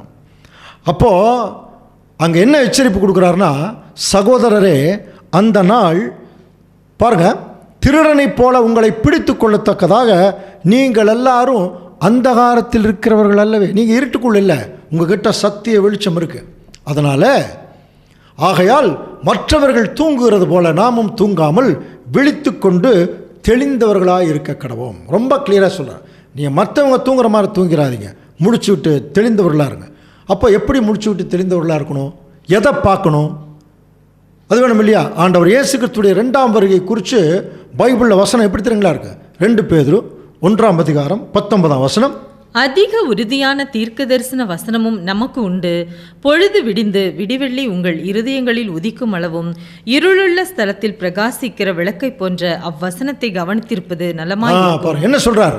நமக்கு இவைகள் எல்லாம் கண்டுபிடிக்கிறதுக்கு அதிக உறுதியான வசனம் இருக்கு, உறுதி இல்லாத வசனம் கூட இருக்கு. இப்போ நம்ம எதை பார்க்கணும்? பொழுது விடிந்து விடிவெள்ளி, ஆண்டவர் இயேசு கிறிஸ்துவுக்கு ஒரு விடிவெள்ளின்னு பேர் இருக்கு. அவரை பற்றின 2ஆம் வருகை பற்றின சத்தியம் நம்முடைய இருதயத்தில் நல்லா ஷார்ப்பாக உதிக்கிற வரைக்கும் நீங்கள் என்ன பண்ணுங்க, இருளுள்ள ஸ்தலத்தில் பிரகாசிக்கிற விளக்கு மாதிரி இருக்கிற வசனத்தை கவனிங்கன்னார். இன்னைக்கு நம்ம மக்கள் பண்ணக்கூடிய தப்பு, இயேசு கிறிஸ்து வருவார்னு வானத்தை பார்த்துட்டு இருக்கிறாங்க. ஆனால் பைபிள் என்ன சொல்லுதுன்னா, நீங்கள் வசனத்தை பாருங்கள். வசனத்தை பார்த்தீங்கன்னா தான் இயேசு கிறிஸ்து வந்திருக்கிறதும் அவர் எந்த காரியம் பண்ணுறார் அதெல்லாம் அப்போ தான் கண்டுபிடிக்க முடியும். அன்புக்குரிய சகோதர சகோதரர்களே, இப்போ இயேசு கிறிஸ்து வரும்போது இந்த பூமியில் திருச்சபையின் பிள்ளைகள் மத்தியில் என்ன நடக்கும் இது நம்ம தெரிஞ்சுக்கணும் இல்லையா? இதைய பழைய ஏற்பாட்டிலேயே ஒரு உருவகமாக நமக்கு தீர்க்க தரிசனம் சொல்லப்பட்டிருக்கு. விசேஷமாக உன்னத பாட்டு 5ஆம் அதிகாரம் 1ஆம் வசனத்தில் பாருங்கள், என் சகோதரியே, என் மணவாளியே அப்படின்னா இது யார் கூப்பிட்ற மாதிரி இருக்கு? என் மணவாளியே அப்படின்னு யார் கூப்பிட்றா? மணவாளன் கூப்பிட்றார். என் தோட்டத்திலே நான் வந்தேன். கவனிக்கிறீங்களா? என் தோட்டத்திலே நான் வந்தேன், என் வெள்ளை போலத்தையும் கந்தவரத்தையும் சேர்த்தேன் அப்படின்னு சொல்லி தன்னுடைய மணவாட்டிக்கிட்ட அவர் என்ன பண்ணுறாருன்னா அப்படியே பேசுகிறார். கவனிக்கிறீங்களா? அப்படி பேசும்போது இங்கே ஒரு அம்மா சொல்லுதான், நான் நித்திரை பண்ணினேன், என் இதயமோ விழித்திருந்தது, கதவை தட்டுகிற என் நேசரின் சத்தத்தை கேட்டேன். இப்போ தான் வெளிப்படுத்தல படித்தோம் இல்லையா? இதோ வாசற்படியிலே நின்று தட்டுகிறேன். அதே தான் இங்கேயும் சொல்லப்பட்டிருக்கு. இப்போ ஒரு அம்மா நித்திரை பண்ணிட்டு இருக்கா. அப்போ அந்த அம்மாவுக்கு ஒரு சத்தம் கேட்குது. பாருங்கள், என் இதயமோ விழித்திருந்தது, கதவை தட்டுகிற என் நேசரின் சத்தத்தை கேட்டேன். அப்போ அந்த கதவை தட்டுற நேசர் என்ன சொல்கிறாருன்னு வாசிக்கலாம் பாருங்கள். என் சகோதரியே, அப்புறம் என் பிரியமே, என் புறாவே, என் உத்தமையே. தன்னுடைய மனைவியை பார்த்து போனீங்க, அந்த கணவன் பேசுகிறார். இந்த அம்மா என்ன பண்ணணும்? இப்போது துபாயில் கணவன் வேலை செய்கிறார், 5 வருஷம் ஆச்சு. அங்கேருந்து ஃபோன் பண்ணுறார், நான் அடுத்த வாரம் நான் வீட்டுக்கு வரேம்மா அப்படின்னு சொல்லி தன்னுடைய மனைவிகிட்ட ஃபோன் பண்ணுறார். 5 வருஷம் கழித்து தன்னுடைய அன்பு கணவனை சந்திக்கிறதுக்கு அந்த அம்மா மிகுந்த ஆவலோடு இருக்கணுமா இல்லையா? கவனிச்சு பாருங்கள். ரொம்ப எக்ஸைட்மெண்ட்டோடு இருக்கும். தன்னுடைய வீட்டுக்கார் வர்றார், குழந்தைகள் எல்லாம் பார்ப்பார் சொல்லி. அப்போது அவங்க எப்படி இருக்கணும்? இந்த அம்மா பாருங்கள், ஆனால் அவர் வந்து அப்படி தான் கூப்பிடுவார். தன்னுடைய எல்லாருமே தங்களுடைய கணவர்கள் தங்களுடைய மனைவிகளை அவங்க செல்லமாக சில பேர் சொல்லி கூப்பிட்ற வழக்கமெல்லாம் உண்டு. ஸோ அப்படி கூப்பிடும்போது அந்த சத்தத்தை கேட்கும்போது அந்த மனைவிக்கு எவ்வளோ சந்தோஷமாக இருக்கும். இப்போ அதே மாதிரி தான் இப்போ ஆண்டவர் இயேசு கிறிஸ்து கூப்பிட்றார், என் சகோதரியே, என் பிரியமே, என் புறாவே. ஏன் அந்த மாதிரி வார்த்தைகள் சொல்கிறார்? புறாவேன்னு என்ன அர்த்தம்னா, நீ புறா மாதிரி இருக்கணும்னு அர்த்தம், காக்கா மாதிரி இருக்கணும்னு அர்த்தம் அல்ல. கள்ளம் கபடம் இல்லாத என்னுடைய மனைவியே அப்படின்னு அர்த்தம் இல்லையா? ஸோ என் புறாவே, என் உத்தமியே, கதவை திற அப்படின்னு சொல்லி அந்த சத்தம் கேட்குதான். அப்போது இந்த அம்மா என்ன சொல்லுது பாருங்க, என் வஸ்திரத்தை கழட்டி போட்டேன், நான் அதை எப்படி திரும்பவும் உடுப்பேன், என் பாதங்களை கழுவினேன், நான் எப்படி அவைகளை திரும்பவும் அழுக்காக்குவேன் என்றேன். பாருங்க, இந்த அம்மா எவ்வளோ மோசமான அம்மா இருப்பார். ஒரு கணவன் வந்து 5 வருஷம் கழித்து தன்னுடைய மனைவி பார்க்க வந்து நைட் 12 மணிக்கு கதவை தட்டுறார். தன்னுடைய மனைவிக்கு ஒரு நல்ல பேர் கூட்டு வச்சு தட்டுறார். அப்போ அந்த அம்மா, என்ன நீ வர்ற டைம் இதுதானா, ஃபாரின்லேருந்து வர்றீங்க, நைட்டு 12 மணிக்கா வருவாங்க, அப்படியெல்லாம் கதவை திறக்க முடியாது, நீங்கள் போய் பஸ் ஸ்டாண்டில் படுத்து தூங்கிட்டு காலையில் 6 மணிக்கு வாங்க, அப்போ திறக்கிறேன் என்று சொன்னால் அந்த கணவனுக்கு எப்படி இருக்கும்? அப்படி சொல்லக்கூடிய மனைவி தானா? திங்க் பண்ணி பாருங்கள். ஒரு உண்மையான அன்பான மனைவி என்ன பண்ணுவோம்? அப்படியே பாஞ்சு வந்து கதவை திறந்து தன்னுடைய கணவனை பார்க்கும் இல்லையா? அப்போது தன் கணவன் பார்க்கணுங்கிற ஆவல் அந்த அம்மாவுக்கு இல்லை, வேற ஏதோ மயக்கத்தில் அந்த அம்மா இருக்குது. இந்த அம்மா சொல்லுது பாருங்கள், வஸ்திரத்தை கழட்டி போட்டேன். ஏன் கழட்டி போட்டால் மறுபடியும் வஸ்திரத்தை போடுங்க, புரியுதுங்களா? பாதரட்சை கழட்டி போட்டேன்னு மறுபடியும் போடுங்க, போய் அவசர அவசரமாக திறக்கணும் இல்லையா? இந்த அம்மாவுக்கு ஏதோ ஒரு சோம்பேறித்தனம் வந்துருச்சு. இப்போ நம்ம மெதுவாக எந்திரிச்சு போய் கதவை திறக்குது. இப்போ மணவாளன் வந்து தட்டுறாரு, இப்போ மெதுவாக எந்திரிச்சு போய் கதவை திறக்கும் போது பாரு, என் நேசருக்கு கதவை திறக்க நான் எழுந்தேன். அடுத்த வசனம் பாரு, என் நேசருக்கு கதவை திறந்தேன், என் நேசரோ இல்லை, போய்விட்டார். அவ்வளோதான். பாருங்க, போயிட்டாரா? அவர் சொன்ன வார்த்தையால் என் ஆத்துமா சோர்ந்து போயிற்று. என்னமோ சொல்லிட்டு போயிருக்காருங்க. அதை கேட்டோன்னே இந்த அம்மாவுக்கு ரொம்ப மனசு கஷ்டமாக போச்சு. அவரை தேடினேன், அவரை காணவில்லை, அவரை கூப்பிட்டேன், அவர் எனக்கு மறு உத்தரவு கொடுக்கவில்லை. இந்த அம்மா கதவருகிலேயே சோர்ந்து போய் உட்கார்ந்துச்சு. பேசாமல் என்ன பண்ணியிருக்கலாம்? தன்னுடைய அன்பு கணவர் வந்து கூப்பிடும் போதே எந்திரிச்சு போயிருக்கணும் இல்லையா? இப்படி தாங்க ஆண்டவர் இயேசு கிறிஸ்து வந்து உண்மையான திருச்சபையின் மக்களை கூப்பிட்றாராம். என் சகோதரியே, என் மணவாளியே, என் உத்தமியே, என் புறாவே, எழுந்துவான்னு கூப்பிட்டோன்ன எந்திரிச்சு போகணுமில்ல? கவனிங்க, இன்னைக்கு இப்படி எந்திரிச்சு போகிறவங்க எத்தனை பேர் இருப்பாங்கன்னு சொல்லுங்கள். ஜோவியில் சொல்கிறது உண்டு, திடீர்னு இப்போ ஆண்டவர் வந்துட்டார்னு வச்சுங்களேன். ஒரு கிறிஸ்டியன் மீட்டிங் நடக்குது, திடீர்னு நடுவில் இறங்கினோடனே என்ன சொல்லுவாருங்க?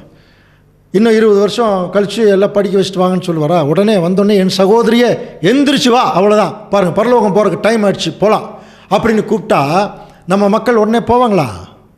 என்ன சொல்லுவாங்க தெரியுங்களா? கேவலமான பதில் சொல்லுவாங்க. என்ன ஆண்டவரே உடனடியே கூப்பிட்றீங்க? துணி துவைச்சி காய போட்டு வந்திருக்கேன், அதெல்லாம் யார் எடுத்து வைக்கிறது? ஆண்டவர் சொல்கிற, இல்லைம்மா, நாளைக்கு இந்த உலகம் அழிய போகுது, நான் தான் வந்திருக்கேன், அது முடிக்க போகிறேன், அதனால நீ எந்திரிச்சு வந்துரு மேலே அப்படின்னு இன்னொரு அம்மா சொல்லுது. இப்போ தான் தோசைக்கு மாவாக்கி ஃப்ரிட்ஜில் வச்சு வந்திருக்கேன், காலையில் குழந்தைங்க ஸ்கூலுக்கு போகிறதுக்கு யாருக்கு தோசை சுட்டு கொடுப்பா ஆண்டவரே? ஆண்டவர் சொல்கிறார், நாளைக்கு இந்த உலகம் அழிய போகுது. காதலே வாங்க மாட்டாங்க யாரும் கிறிஸ்துவோட போகிறதுக்கு தயாராக இல்லை. எல்லாருமே இந்த பூமியில் இது ஒரு சபிக்கப்பட்ட நிலைமையில் இருந்தால் கூட இதில் இருக்கக்கூடிய பாவத்தில் இருக்கக்கூடிய சின்ன சின்ன இன்பங்களை அனுபவிக்கிறதுக்கும் ரொம்ப விரும்பிட்டாங்க. உலகத்தையும் உலகத்தினுடைய ஆசபாசங்கள் எல்லாத்தையும் விரும்பிட்டாங்க. உடனடியாக இயேசு கிறிஸ்துக்கிட்ட போகிறதுக்கு யாருமே தயாராக இல்லை. 144,000 பேரை தவிர வந்தோடனே போகிறதுக்கு ரெடியாக இருப்பாங்க. பேதுருவெல்லாம் கூப்பிடும்போதே அப்படி தான் வந்திருக்காங்க. பாருங்கள், அந்த செம்படவர்கள் அவங்க வந்து அந்த ஆயத்துறையில் இருந்தாங்க. மத்தேயு கூப்பிட்டோன்னே வந்துட்டார் ஆஃபீஸ்லேருந்து. படகுகள் வலைகளை பழுது பார்த்துட்டு இருந்தாங்க. என் பின்னாடி வாங்கணுன்னா அப்படியே விட்டுட்டு வந்தாங்களா. வரும்போதே வந்தவங்க இப்படி போகும்போது எப்படி போனோம் போயிட்டாங்க. ஆனால் இன்றைக்கி நிறைய பேர் வந்து உலகத்தை ரொம்ப அதிகமாக நேசி, இன்றைக்கி இந்த உலகத்தில் இருக்கிறதுக்கு இயேசு கிறிஸ்துவோடைய ஆசீர்வாதத்தை தேவைப்படுறவங்க தான் ஜாஸ்தி ஒழிய கிறிஸ்துவோட பரலோகத்துக்கு போகணும்னு நினைக்கிறவங்க நிறைய பேர் இல்லை. ஒரு அம்மா ரோட்டில் போயிட்டு இருக்கும்போது திடீர்னு ஒரு லாரி குறுக்கால வந்துருச்சு. டக்குன்னு தப்பிச்சிருச்சான். கவனிங்க, தப்பிச்ச உடனே அந்த அம்மா சொல்லிச்சான், அப்பாடா தப்பிச்சிட்டேன், கொஞ்சம் விட்டுருந்தா பரலோகம் போயிருப்பேன் அப்படின்ச்சான். புரிஞ்சுதுங்களா? புரிஞ்சுதா புரியலையா? இப்படி தான். அப்போது இவர்களை அறியாமே பரலோகம் போகிறதுக்கு இவங்க யாருமே தயாராக இல்லை. ஆனால் யார் தயாராக இருப்பாங்கன்னா, ஆண்டவர் இயேசு கிறிஸ்துடைய மனைவி தயாராக இருப்பாங்க. ஆண்டவரே வந்துட்டீங்களா, இதுக்கு தான் காத்துட்டு இருந்தேன், எனக்கு இந்த பூமியில் எதுவுமே தேவையில்லை, இந்த உலகமே உமக்கு சொந்தமாக போகுது, உம்முடைய ராஜ்யம் வரப்போகுது, அது நீதியுள்ள ராஜ்யம், அதுதான் நித்தியமான ராஜ்யம், அதுக்கு வேலை செய்யலாம் வாங்க அப்படின்னு போயிடுவாங்க. ஆனால் இங்கே ஒரு அம்மா இருக்குது பாருங்கள். இந்த அம்மா கொஞ்சம் சோம்பேறித்தனமாக மெதுவாக எழுந்திரிச்சு போய் என் வஸ்திரங்களை கழட்டி போட்டேன் அப்படின்னெல்லாம் சொல்லும்போது அங்கே அவர் போயிட்டார். அவர் போயிட்டு போகிற போது ஒரு வார்த்தை சொல்லிட்டு போனாரா. அவர் என்ன சொன்னாருங்கிறது இந்த அம்மாவுக்கு தான் தெரியும். ஆனால் சொன்ன வார்த்தை நிமித்தம் அந்த அம்மா நொந்து போயிடுச்சுன்னு சொல்லுது. அதுக்கு அடுத்த வசனம் கூட பாருங்கள். அதுக்கப்புறம் இந்த அம்மா எங்கே மாட்டுது பாருங்கள். வாசிக்கலாம். உன்னத பாட்டு 5:7. நகரத்தில் திரிகிற காவலாளர் என்னை கண்டு என்னை அடித்து என்னை காயப்படுத்தினார்கள். அப்படின்னா புரியுதுங்களா? இது ஏதோ ஒரு உபத்திரவத்துக்குள்ளே இந்த அம்மா போயிடுச்சு, ஒரு காயமாயிடுச்சு, ஒரு அடி வாங்கிடுச்சா இந்த அம்மா. ஸோ இந்த ஒரு விஷயத்தை கவனிங்க. இதுதான் வேத வாக்கியங்களை ஆராய்ந்து பாருங்கள். ஆண்டவர் இயேசு கிறிஸ்து என்கிற மணவாளன் வந்து என் பிரியமே என் ரூபவதியை எழுந்துவான்னு சொன்னால் எந்திரிச்சு வரணுமில்ல? வராமல் உட்கார்ற அந்த அம்மா யாரு கண்டுபிடிக்கலாமா? அந்த அம்மா யாருன்னு இப்போ தெரிஞ்சிருப்பார். ஸோ இதையத்தான் ஆண்டவர் இயேசு கிறிஸ்து சொன்னார். மத்தேயு 24:21 ஒரு மகா பெரிய உபத்திரவம் இந்த பூமியில் உண்டாயிருக்கும்.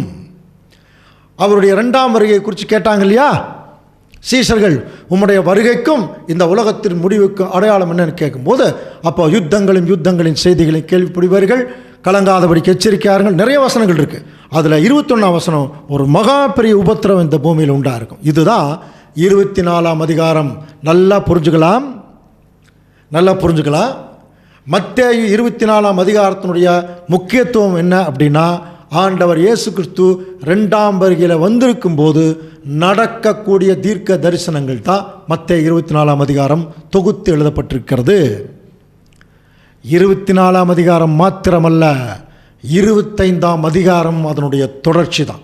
கவனிங்க. அதனால தான் 25ஆம் அதிகாரத்தில்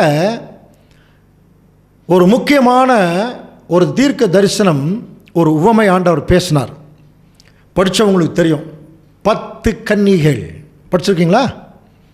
10 கன்னிகைகள். அதை குறித்து நம்ம டீட்டெயிலாக இப்போ போக போகிறதில்ல. பட் ஒரு முக்கியமான விஷயம் நம்ம தெரிஞ்சுக்க போகிறோம். அந்த 10 கன்னிகைகளை பற்றி ஆரம்பிக்கும் போதே எப்படி ஆரம்பிக்கிறார் பாருங்கள். மத்தேயு 25:1. அப்பொழுது பரலோக ராஜ்யம் தங்கள் தீவெட்டிகளை பிடித்துக்கொண்டு மணவாளனுக்கு எதிர்கொண்டு போக புறப்பட்ட 10 கன்னிகைகளுக்கு ஒப்பாய் இருக்கிறது. அந்த வசனம் எப்படி ஆரம்பிக்குது பாருங்க. அப்பொழுது. புரியுதுங்களா? அப்பொழுது நான் எப்பொழுது, அதான் முந்தின அதிகாரம். ஆண்டவர் இயேசு கிறிஸ்துடைய 2ஆம் வந்திருக்கும் பொழுது பெரிய பெரிய தீர்க்க தரிசனம் நடக்குது, உபத்திரவ காலம், இதை பற்றி எழுதுறார். அப்போ இந்த டைமில் தான் ஒரு முக்கியமான நிகழ்ச்சி நடக்க போகுது. அது என்ன நிகழ்ச்சிங்கிறத இப்போ நான் ஒரு உவமையில் உங்களுக்கு சொல்கிறேன். அதான் இயேசு கிறிஸ்து சொல்கிறார். பரலோக ராஜ்யம் தங்கள் தீவெட்டிகளை பிடித்து கொண்டு மணவாளனுக்கு எதிர்கொண்டு போக புறப்பட்ட 10 கன்னிகைகள். அது நமக்கு தெரியும் இல்லையா? அதில் 5 பேர் புத்தி உள்ளவர்கள், 5 பேர் புத்தி இல்லாதவர்கள். கவனிக்கிறீங்களா? ஆனால் 10 பேரும் கன்னிகைகள் தான். புத்தி உள்ளவர்கள் பாருங்கள் மத்தேயு 25ஆம் அதிகாரம் 3ஆம் வசனம் பாருங்கள். புத்தி இல்லாதவர்கள் தங்கள் தீவெட்டிகளை எடுத்துக்கொண்டு போனார்கள், எண்ணெயை கொண்டு போகலை. பாருங்கள், விளக்கு எடுத்துகிட்டு போகிறாங்க, ஆனால் எண்ணெய் இல்லை. ஆனால் புத்தி உள்ளவர்கள் என்ன செய்கிறாங்க, தங்கள் தீவெட்டிகளோட கூட தங்கள் பாத்திரங்களில் எண்ணெயும் எடுத்துகிட்டு போகிறாங்க. ஸோ இந்த 10 கன்னிகளும் ரெடியாக இருக்கிறாங்க. இவங்க எதுக்கு ரெடியாக இருக்காங்கன்னா, மணவாளன் வருவதற்கு ரெடியாக இருக்காங்க. அப்போ என்ன ஆயிடுச்சுன்னா, மணவாளன் வர தாமதித்த போது பாருங்கள், மணவாளன் வர்றதுக்கு டைம் ஆயிடுச்சான். எல்லாருமே தூங்கிட்டாங்க, 10 பேருமே தூங்கிட்டாங்க. கொஞ்சம் கவனிங்க. மணவாளன் வர தாமதித்த போது 10 பேருமே தூங்கிட்டாங்க. ஆனால் திடீர்னு நடு ராத்திரியிலே இதோ மணவாளன் அப்படின்னு ஒரு சத்தம். அவருக்கு எதிர்கொண்டு போக புறப்படுங்கள்னு ஒரு சத்தம் வந்து அவங்களுக்கு உண்டாச்சான். அப்பொழுது அந்த கன்னிகளெல்லாம் எழுந்திருந்து தங்கள் தீவெட்டிகளை ஆயத்தப்படுத்தினார்கள். கொஞ்சம் கவனிங்க, 10 கன்னிகள், 10 பேர்த்துக்கிட்டையுமே தீவெட்டி இருக்குது. ஆனால் 5 பேர்கிட்ட என்ன இருக்குது?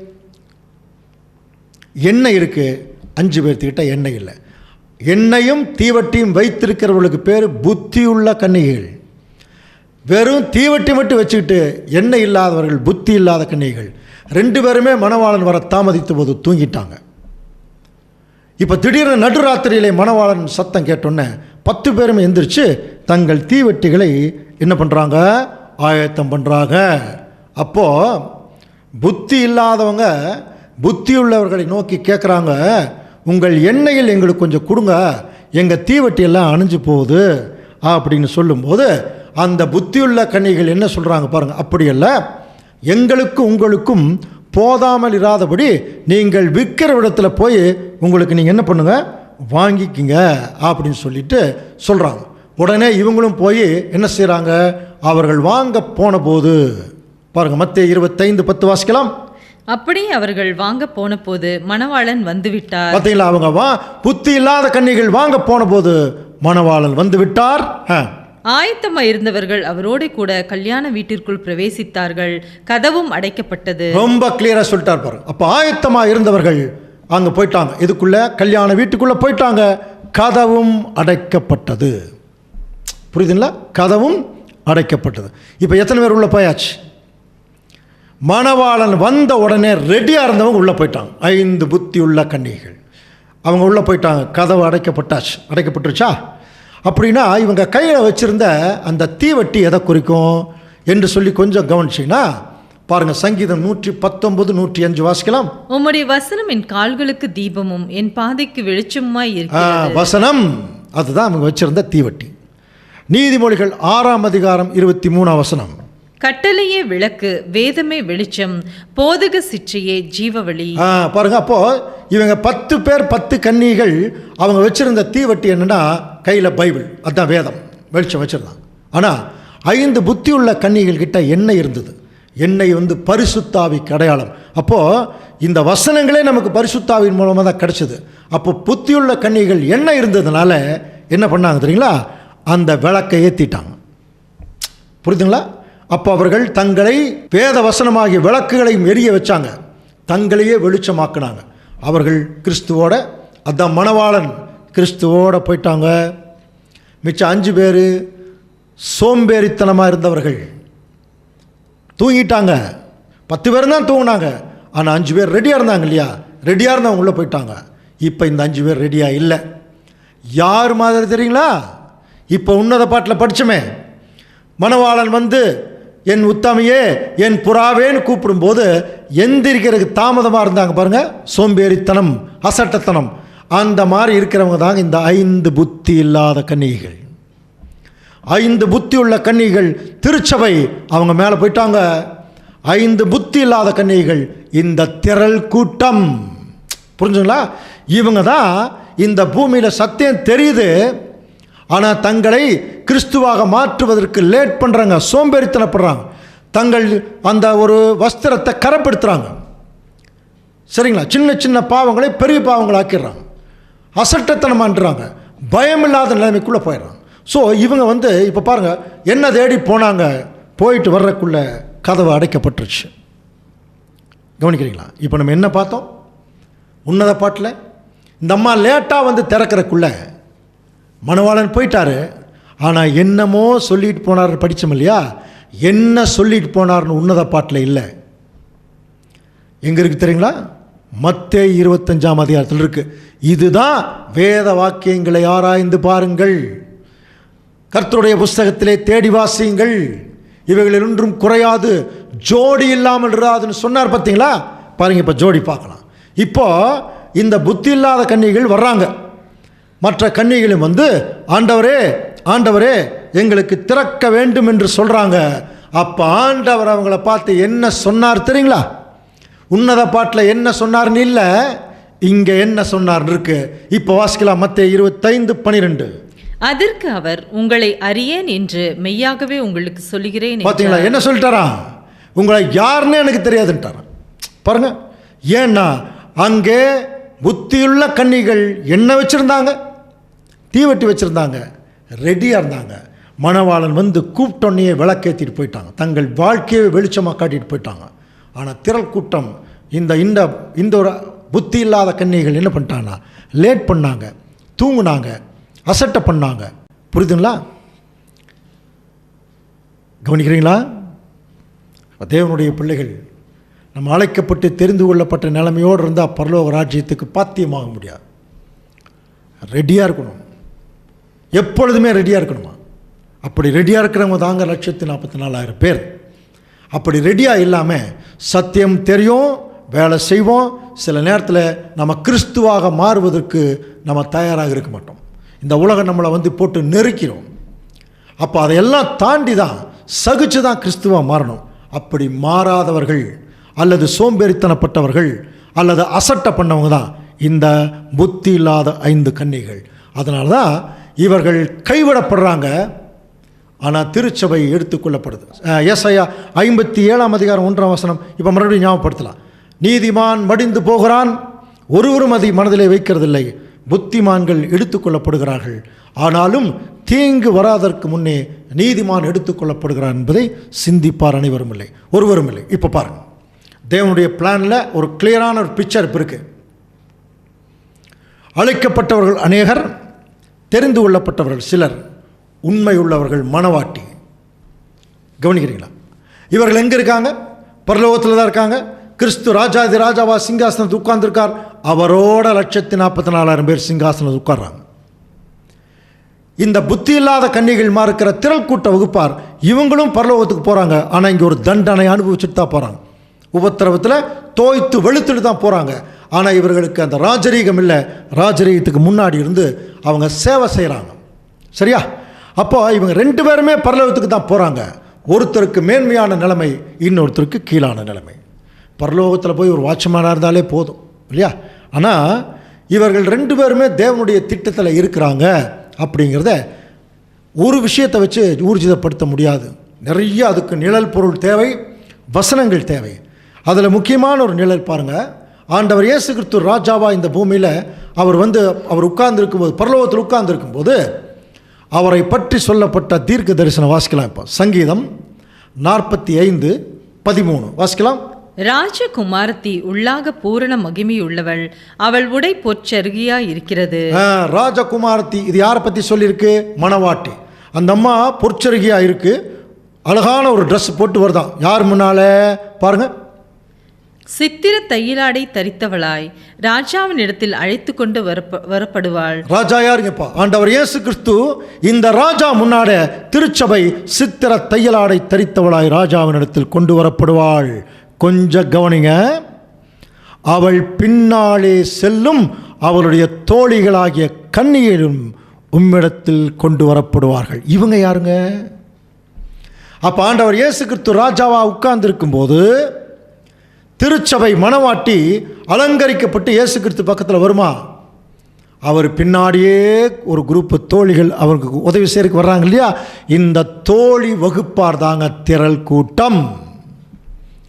ஆனால் இந்த தோழி வகுப்பார் ராஜகுமாரத்தி ஆக முடியாது. ராஜாவுக்கும் ராஜகுமாரத்துக்கு என்ன பண்ணலாம்? சேவை செய்யலாம். இதையத்தான் நம்ம வெளிப்படுத்தல படிக்கிறோம். இவர்கள் சிங்காசனத்துக்கு முன்பாக இருந்து சேவை செய்கிறாங்க. அப்போது கவனிச்சு பாருங்கள், ஒரு ராஜா அரண்மனைக்குள்ளேயே போய் பார்த்தீங்கன்னா உள்ள தோழிகள் எல்லாம் அங்கே வேலை செய்வாங்க. ஆனால் ராஜாவுடைய பர்சனல் ரூமுக்குள்ளே தோழிகள் போக முடியுமா? போக முடியாது. யார் மட்டும்தான் போக முடியும்? ராணி மட்டும்தான் போக முடியும். இந்த படத்தில் சும்மா நமக்கு புரியறதுக்காக இந்த படம் இது நீங்கள் புரிஞ்சுக்கிட்டால் போதும். இதில் ஒரு அரண்மனை, அதில் பார்த்தீங்கன்னா ராஜாவும் அந்த ராணியை மட்டும் பர்சனல் ரூமில் இருப்பாங்க. அந்த தோழிகள் எங்கே இருப்பாங்கன்னா வெளியே தான் நிற்பாங்க இல்லையா? அந்த மாதிரி தான். அப்போது ஆனால் இவங்க 2 பேரும் எங்கே வர்றாங்க? வாசிக்கலாம் பாருங்கள். சங்கீதம் 45:15.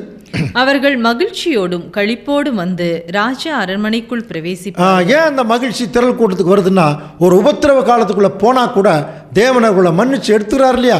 அப்போ அவர்கள் பாவத்துக்குள்ளே போய் வெளியே ஒரு மிகப்பெரிய தண்டனை அனுபவிக்கிறாங்க. என்ன தண்டனைனா, உங்களை யாருன்னு எனக்கு தெரியாது. மகா உபத்திரவ காலத்தில் இவர்களுடைய நிலைமை இப்படித்தான் இருக்குமா? ஆண்டவர் சொல்லிடுவாரா, நீங்கள் யாருன்னு எனக்கு தெரியாது, என் மனவாட்டியாக நான் உங்களை பார்க்கல, அப்படி உங்களுக்கு தெரியாதுன்றாங்க.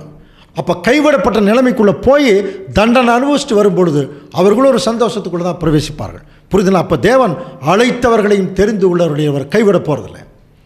அவர்களும் பரலோகத்துக்குள்ளே தான் போகிறவங்க. அப்படின்னா மற்றவங்கெல்லாம் இந்த பூலோகத்தில் தாங்க உயிரோடு எந்திரிப்பாங்க. நிறைய பேருக்கு அதுவே புரியல.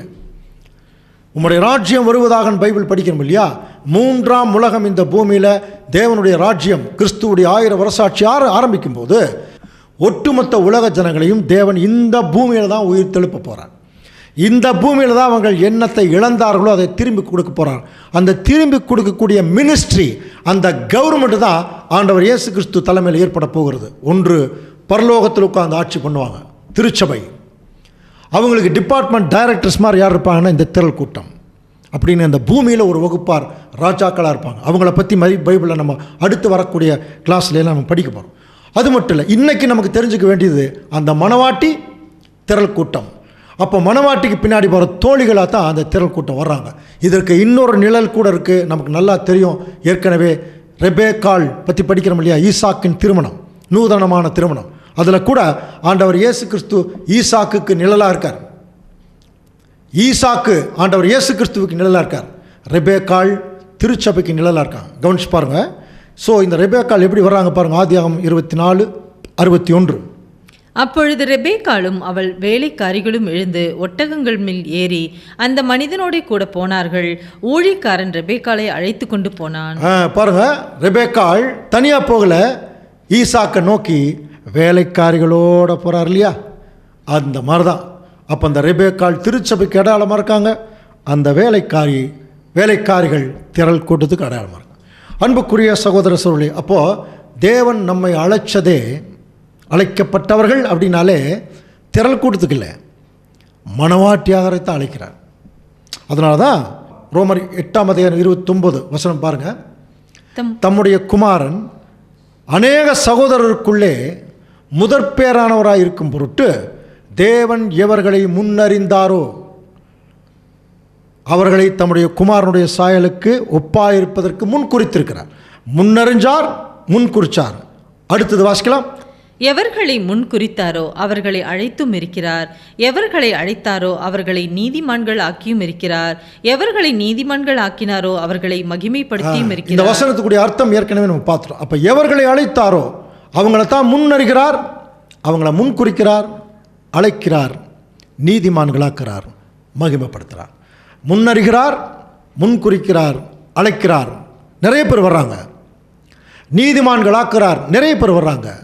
மகிமைப்படுத்துகிறார், கொஞ்சம் பேர் தான். அதான் பயப்படாதே சிறு மந்தையே. புரியுதுங்களா? இவர்களுக்கு ராஜாக்களாக உட்கார்றதுக்கு மட்டும் அதிகாரம் கொடுக்கல, கிறிஸ்துவோடு சேர்ந்து இவர்கள் என்ன செய்யணும் தெரியுங்களா? வாசிக்கலாம். 2 தீமோத்தேயு 2:12. அவரோட கூட பாடுகளை சகித்தோமானால் அவரோட கூட ஆளுகையும் செய்வோம். அவரோட கூட பாடுகளை சகித்தோமானால் அவரோட கூட ஆளுகையும் செய்வோம். அப்போ முதல்ல பாடுகளை சகிக்கணும், அதுக்கப்புறம் தான் அவரோட ஆளுகை. அதில் ஒரே ஆச்சரியமான வசனம் என்ன? நாம் பாடுகளை சகிக்கும் போதும் அவர் கூட இருக்கார், ஆளுகை செய்யும் போதும் அவர் கூட இருக்கார். அந்த ஆளுகை தான் இனி வரப்போகிற அசைவில்லாத ராஜ்யம். எபிரேயர் 12:28 ஆதலால் அசைவில்லாத ராஜ்யத்தை பெறுகிறவர்களாகிய நாம். பார்த்தீங்களா? அப்போ இன்றைக்கி இருக்கிற கவர்மெண்ட்டெல்லாம் 5 வருஷத்தோடு முடிஞ்சுது. இனி வரக்கூடிய ஆண்டவர் இயேசு கிறிஸ்து தலைமையில் வரக்கூடிய ராஜ்யம் அசைவில்லாத ராஜ்யம். அப்போ இன்றைக்கி இருக்கிற ராஜ்யங்கள் எல்லாம் அசையும். புரியுதுங்களா? சகல ஜாதிகளும் அசையும் பைபிள் சொல்லுது. அப்போ பாருங்கள், அசைவில்லாத ராஜ்யத்தை பெறுகிறவர்களாகிய நாம் பயத்தோடும் பக்தியோடும் தேவனுக்கு பிரியமான ஆராதனை செய்யும்படி கிருபையாய் பற்றி கொள்ள கடவோம். பார்த்தீங்களா? இந்த பயம் பக்தி உள்ளவர்கள் மனவாட்டியாயிருவாங்க. இதில் கொஞ்சம் குறையவங்க தாங்க திரள் கூட்டமாவாங்க. இப்போ நீங்கள் யாராக அழைக்கப்பட்டிருக்கீங்கன்னு கேட்டால் நம்ம என்ன சொல்லுவோம்? சில பேர் என்ன சொல்லுவாங்க, நீங்கள் சொல்கிற குவாலிட்டி பார்த்தா பிரதர் மனவாட்டி ஆகிறதுக்குரிய தகுதியெல்லாம் என்கிட்ட இல்லை, ஏதோ திரள் கூட்டத்துக்கு போயிடலாம் அப்படின்னு நினச்சிடாதீங்க. கவனிங்க, அப்படின்னு நினச்சிடாதீங்க. அழைப்பே யாருக்கு தான்? மனவாட்டிக்கு தான். சரியா? அப்போ மனவாட்டிக்கு தான் அழைப்பு நம்ம கொடுக்கப்பட்டிருக்கு. அந்த அழைப்பை தான் நம்ம உறுதி பண்ணுறதுக்காக வந்திருக்கோம். இப்போ ஒரு சின்ன உதாரணம். ஒரு கம்பெனியில் ஒரு சேர்மன் போஸ்ட்டு காலியாக இருக்குது. அதே மேனேஜிங் டைரக்டர் போஸ்ட் காலியாக இருக்குது, ஒரு சூப்பர்வைசர் போஸ்ட் காலியாக இருக்குது, ஒரு லேபர் போஸ்ட்டும் காலியாக இருக்குது. டோட்டல் கம்பெனி காலியாக இருக்குது. இப்போது உங்களில் யாரோ ஒருத்தர் அந்த கம்பெனிக்கு சேர்மன் ஆகிறதுக்கு தகுதி இருக்குது, மேனேஜிங் டைரக்டர் ஆகிறதுக்கு தகுதி இருக்குது, அப்புறம் சூப்பர்வைசர் ஆகிறதுக்கு தகுதி இருக்குது, லேபராக கூட நீங்கள் ஆகலாம். நீங்கள் என்ன ஆகணும்னு விரும்புவீங்க? ஏதோ லேபர் ஆகணும்னு விரும்புவீங்களா? சில பேர் அப்படி கூட சொல்லலாம். இதை எப்படி புரிஞ்சுக்கலான்னா, ஒரு துணி கடைக்கு போகிறோம். ஒரு துணி கடையில் ஒரே டிசைனில் நிறைய துணிகள் இருக்கும், கவனிக்கிறீங்களா? அதில் நம்ம ரொம்ப பக்காவான டிசைனாக ஒரு துணி இருக்குது, ஆனால் ஓரமாக கிழிஞ்சிருக்கு. என்ன பண்ணுவோம்? வாங்கிடுவோமா? வாங்க மாட்டோம். ரொம்ப அழகான டிசைன் இருக்குது, அழுக்காக இருக்குது, வாங்கிடுவோமா? அப்போ எது பெஸ்ட்டு பார்க்குறோமா இல்லையா? விலை ஜாஸ்தியாக இருந்தாலும் அப்போ எல்லாத்துலேயுமே பெஸ்ட்டு பார்க்குறோம். நம்ம குழந்தைகள் கூட நல்ல ஸ்கூலில் படிக்கணும், பெஸ்ட்டு பார்க்குறோம் இல்லையா? அப்போ அந்த மாதிரி தான் எதில் பெஸ்ட்டு பார்க்கணுன்னா, தேவன் அழைத்த அழைப்பில் அவரை மகிமைப்படுத்துறதுக்கு சரியான ஒரு கேரக்டர் எதுவாக தான் இருக்கணும்னு அவருடைய மனவாட்டி தான். அப்போ அவரை மகிமைப்படுத்துறதுக்கு மனவாட்டி தான் சிறந்த ஒரு கேரக்டர்னா, அதுக்கு நான் போகிறக்கு ரெடியாக இருப்பேன்னு சொல்லணுமே தவிர, எனக்கு இது இல்லைன்னா பரவாயில்லைங்க ஒரு திரள் கூட்டம் கொடுங்கன்னு கேட்கக்கூடாது. அது தேவனுடைய அழைப்பையே அசட்டை பண்ணுற மாதிரி. அன்புக்குரிய சகோதர சகோதரி, நமக்கு குவாலிட்டி கொடுத்துருக்கார். அதனால தான் முதலே சொல்லிட்டார், நீங்கள் அழைக்கப்பட்ட அழைப்பை பாருங்கள். சில பேர் எனக்கு தகுதி இல்லைன்னு சொல்லுவாங்க. தெரியும், நமக்கு தகுதி இல்லைன்னு தெரியும். அதைத்தானே படித்தோம் 1 கொரிந்தியர்ல. நீங்கள் அழைக்கப்பட்ட அழைப்பை பாருங்கள், மாம்சத்தின்படி வல்லவர் அநேகர் இல்லை, ஞானிகள் அநேகர் இல்லை. பாருங்க, உள்ளவைகளை அவமாக்கும்படி இல்லாதவைகளை தெரிந்து கொண்டார், பலவீனமானவைகள். அப்போ நம்மெல்லாம் பலவீனர்கள் தெரிஞ்சுதாங்க கூப்பிட்டுருக்காரு. அப்போ எந்த அளவுக்கு நம்மளை நம்பி இந்த அழைப்புக்குள்ளே கூப்பிட்டுருக்காருங்கிற போது, நான் தூங்கிட்டேன் அப்படின்னு இந்த அம்மா சொன்ன மாதிரி அசட்டை பண்ணோம்னா இந்த அழைப்பை விட்டே நம்ம வெளியே போயிடுவோம். அன்புக்குரிய சகோதர சூழல், ஏன்னா இது ஒரு மகா பெரிய அழைப்பு. இந்த உலகத்திலேயே மிகப்பெரிய பதவின்னு சொன்னால் எதை சொல்லலாம்னா, அமெரிக்கா ஜனாதிபதி பதவி தான். இன்றைக்கி பைடன் இருக்கார் 4 வருஷம், அவ்வளோதான், 4 வருஷம் முடிஞ்சுது. புரியுதுங்களா? அதுக்கப்புறம் அவர் எங்கே இருப்பார்னு சொல்ல முடியாது. ஆனால் ஆண்டவர் இயேசு கிறிஸ்துவோட அரசாட்சி பண்ணுற அந்த அரசாட்சி இருக்குது பாருங்கள், 1000 வருஷ அரசாட்சி அதுக்கப்புறமும் இருக்குது. அது அசைவில்லாத ராஜ்யம். அதற்குரிய ராஜாக்களை ஆவதற்கு தான் தேவன் நம்மளை கூப்பிட்டுருக்கும் போது அந்த அழைப்பையும் தெரிந்து கொள்ளுதலையும் நம்ம அசட்டை பண்ணிடக்கூடாது. பேதுரு அதனால தான் இது எப்படி முடிக்கிறார் பாருங்கள். 2 பேதுரு 1ஆம் அதிகாரம் 10ஆம் வசனம். ஆகையால் சகோதரரே, உங்கள் அழைப்பையும் தெரிந்து கொள்ளுதலையும் உறுதியாக்கும்படி ஜாக்கிரதையாயிருங்கள். இவைகளை செய்தால் பாருங்க, உங்கள் அழைப்பையும் தெரிந்து கொள்ளுதலையும் உறுதியாயிருக்கும்படி நீங்கள் ஜாக்கிரதையாயிருங்கள். அன்புக்குரிய சகோதர சூழலே, இந்த சத்தியம் இதோட நிற்க போகிறதில்ல. இந்த 1,44,000 பேர் தான் தேவன் மனவாட்டியாக கூப்பிட்டுருக்கார், இவங்களுக்கு பின்னாடி திரள் கூட்டம் இருக்கிறாங்க என்கிற சத்தியம் இதோட நிற்க போகிறதில்ல. இனி வரக்கூடிய நிறைய பாடங்களை இது தொடர்ந்து வந்து கொண்டே இருக்கும். அதற்கு ஆதாரமாக அடுத்த வாரம் நம்ம பார்க்க போகிற பாடமும் இந்த 1,44,000 பேர் தான் தேவனால் தேர்ந்தெடுக்கப்பட்ட அந்த மனவாட்டிங்களுக்கு ஊர்ஜிதமான ஒரு பக்கா தீர்க்க தரிசனம் ஒன்று பார்க்க போகிறோம். அதை அடுத்த வாரம் பார்க்கலாம். அது வரைக்கும் தேவன் தாமே நம்மை ஆசீர்வதித்து வழி நடத்துவாராக. ஆமென்.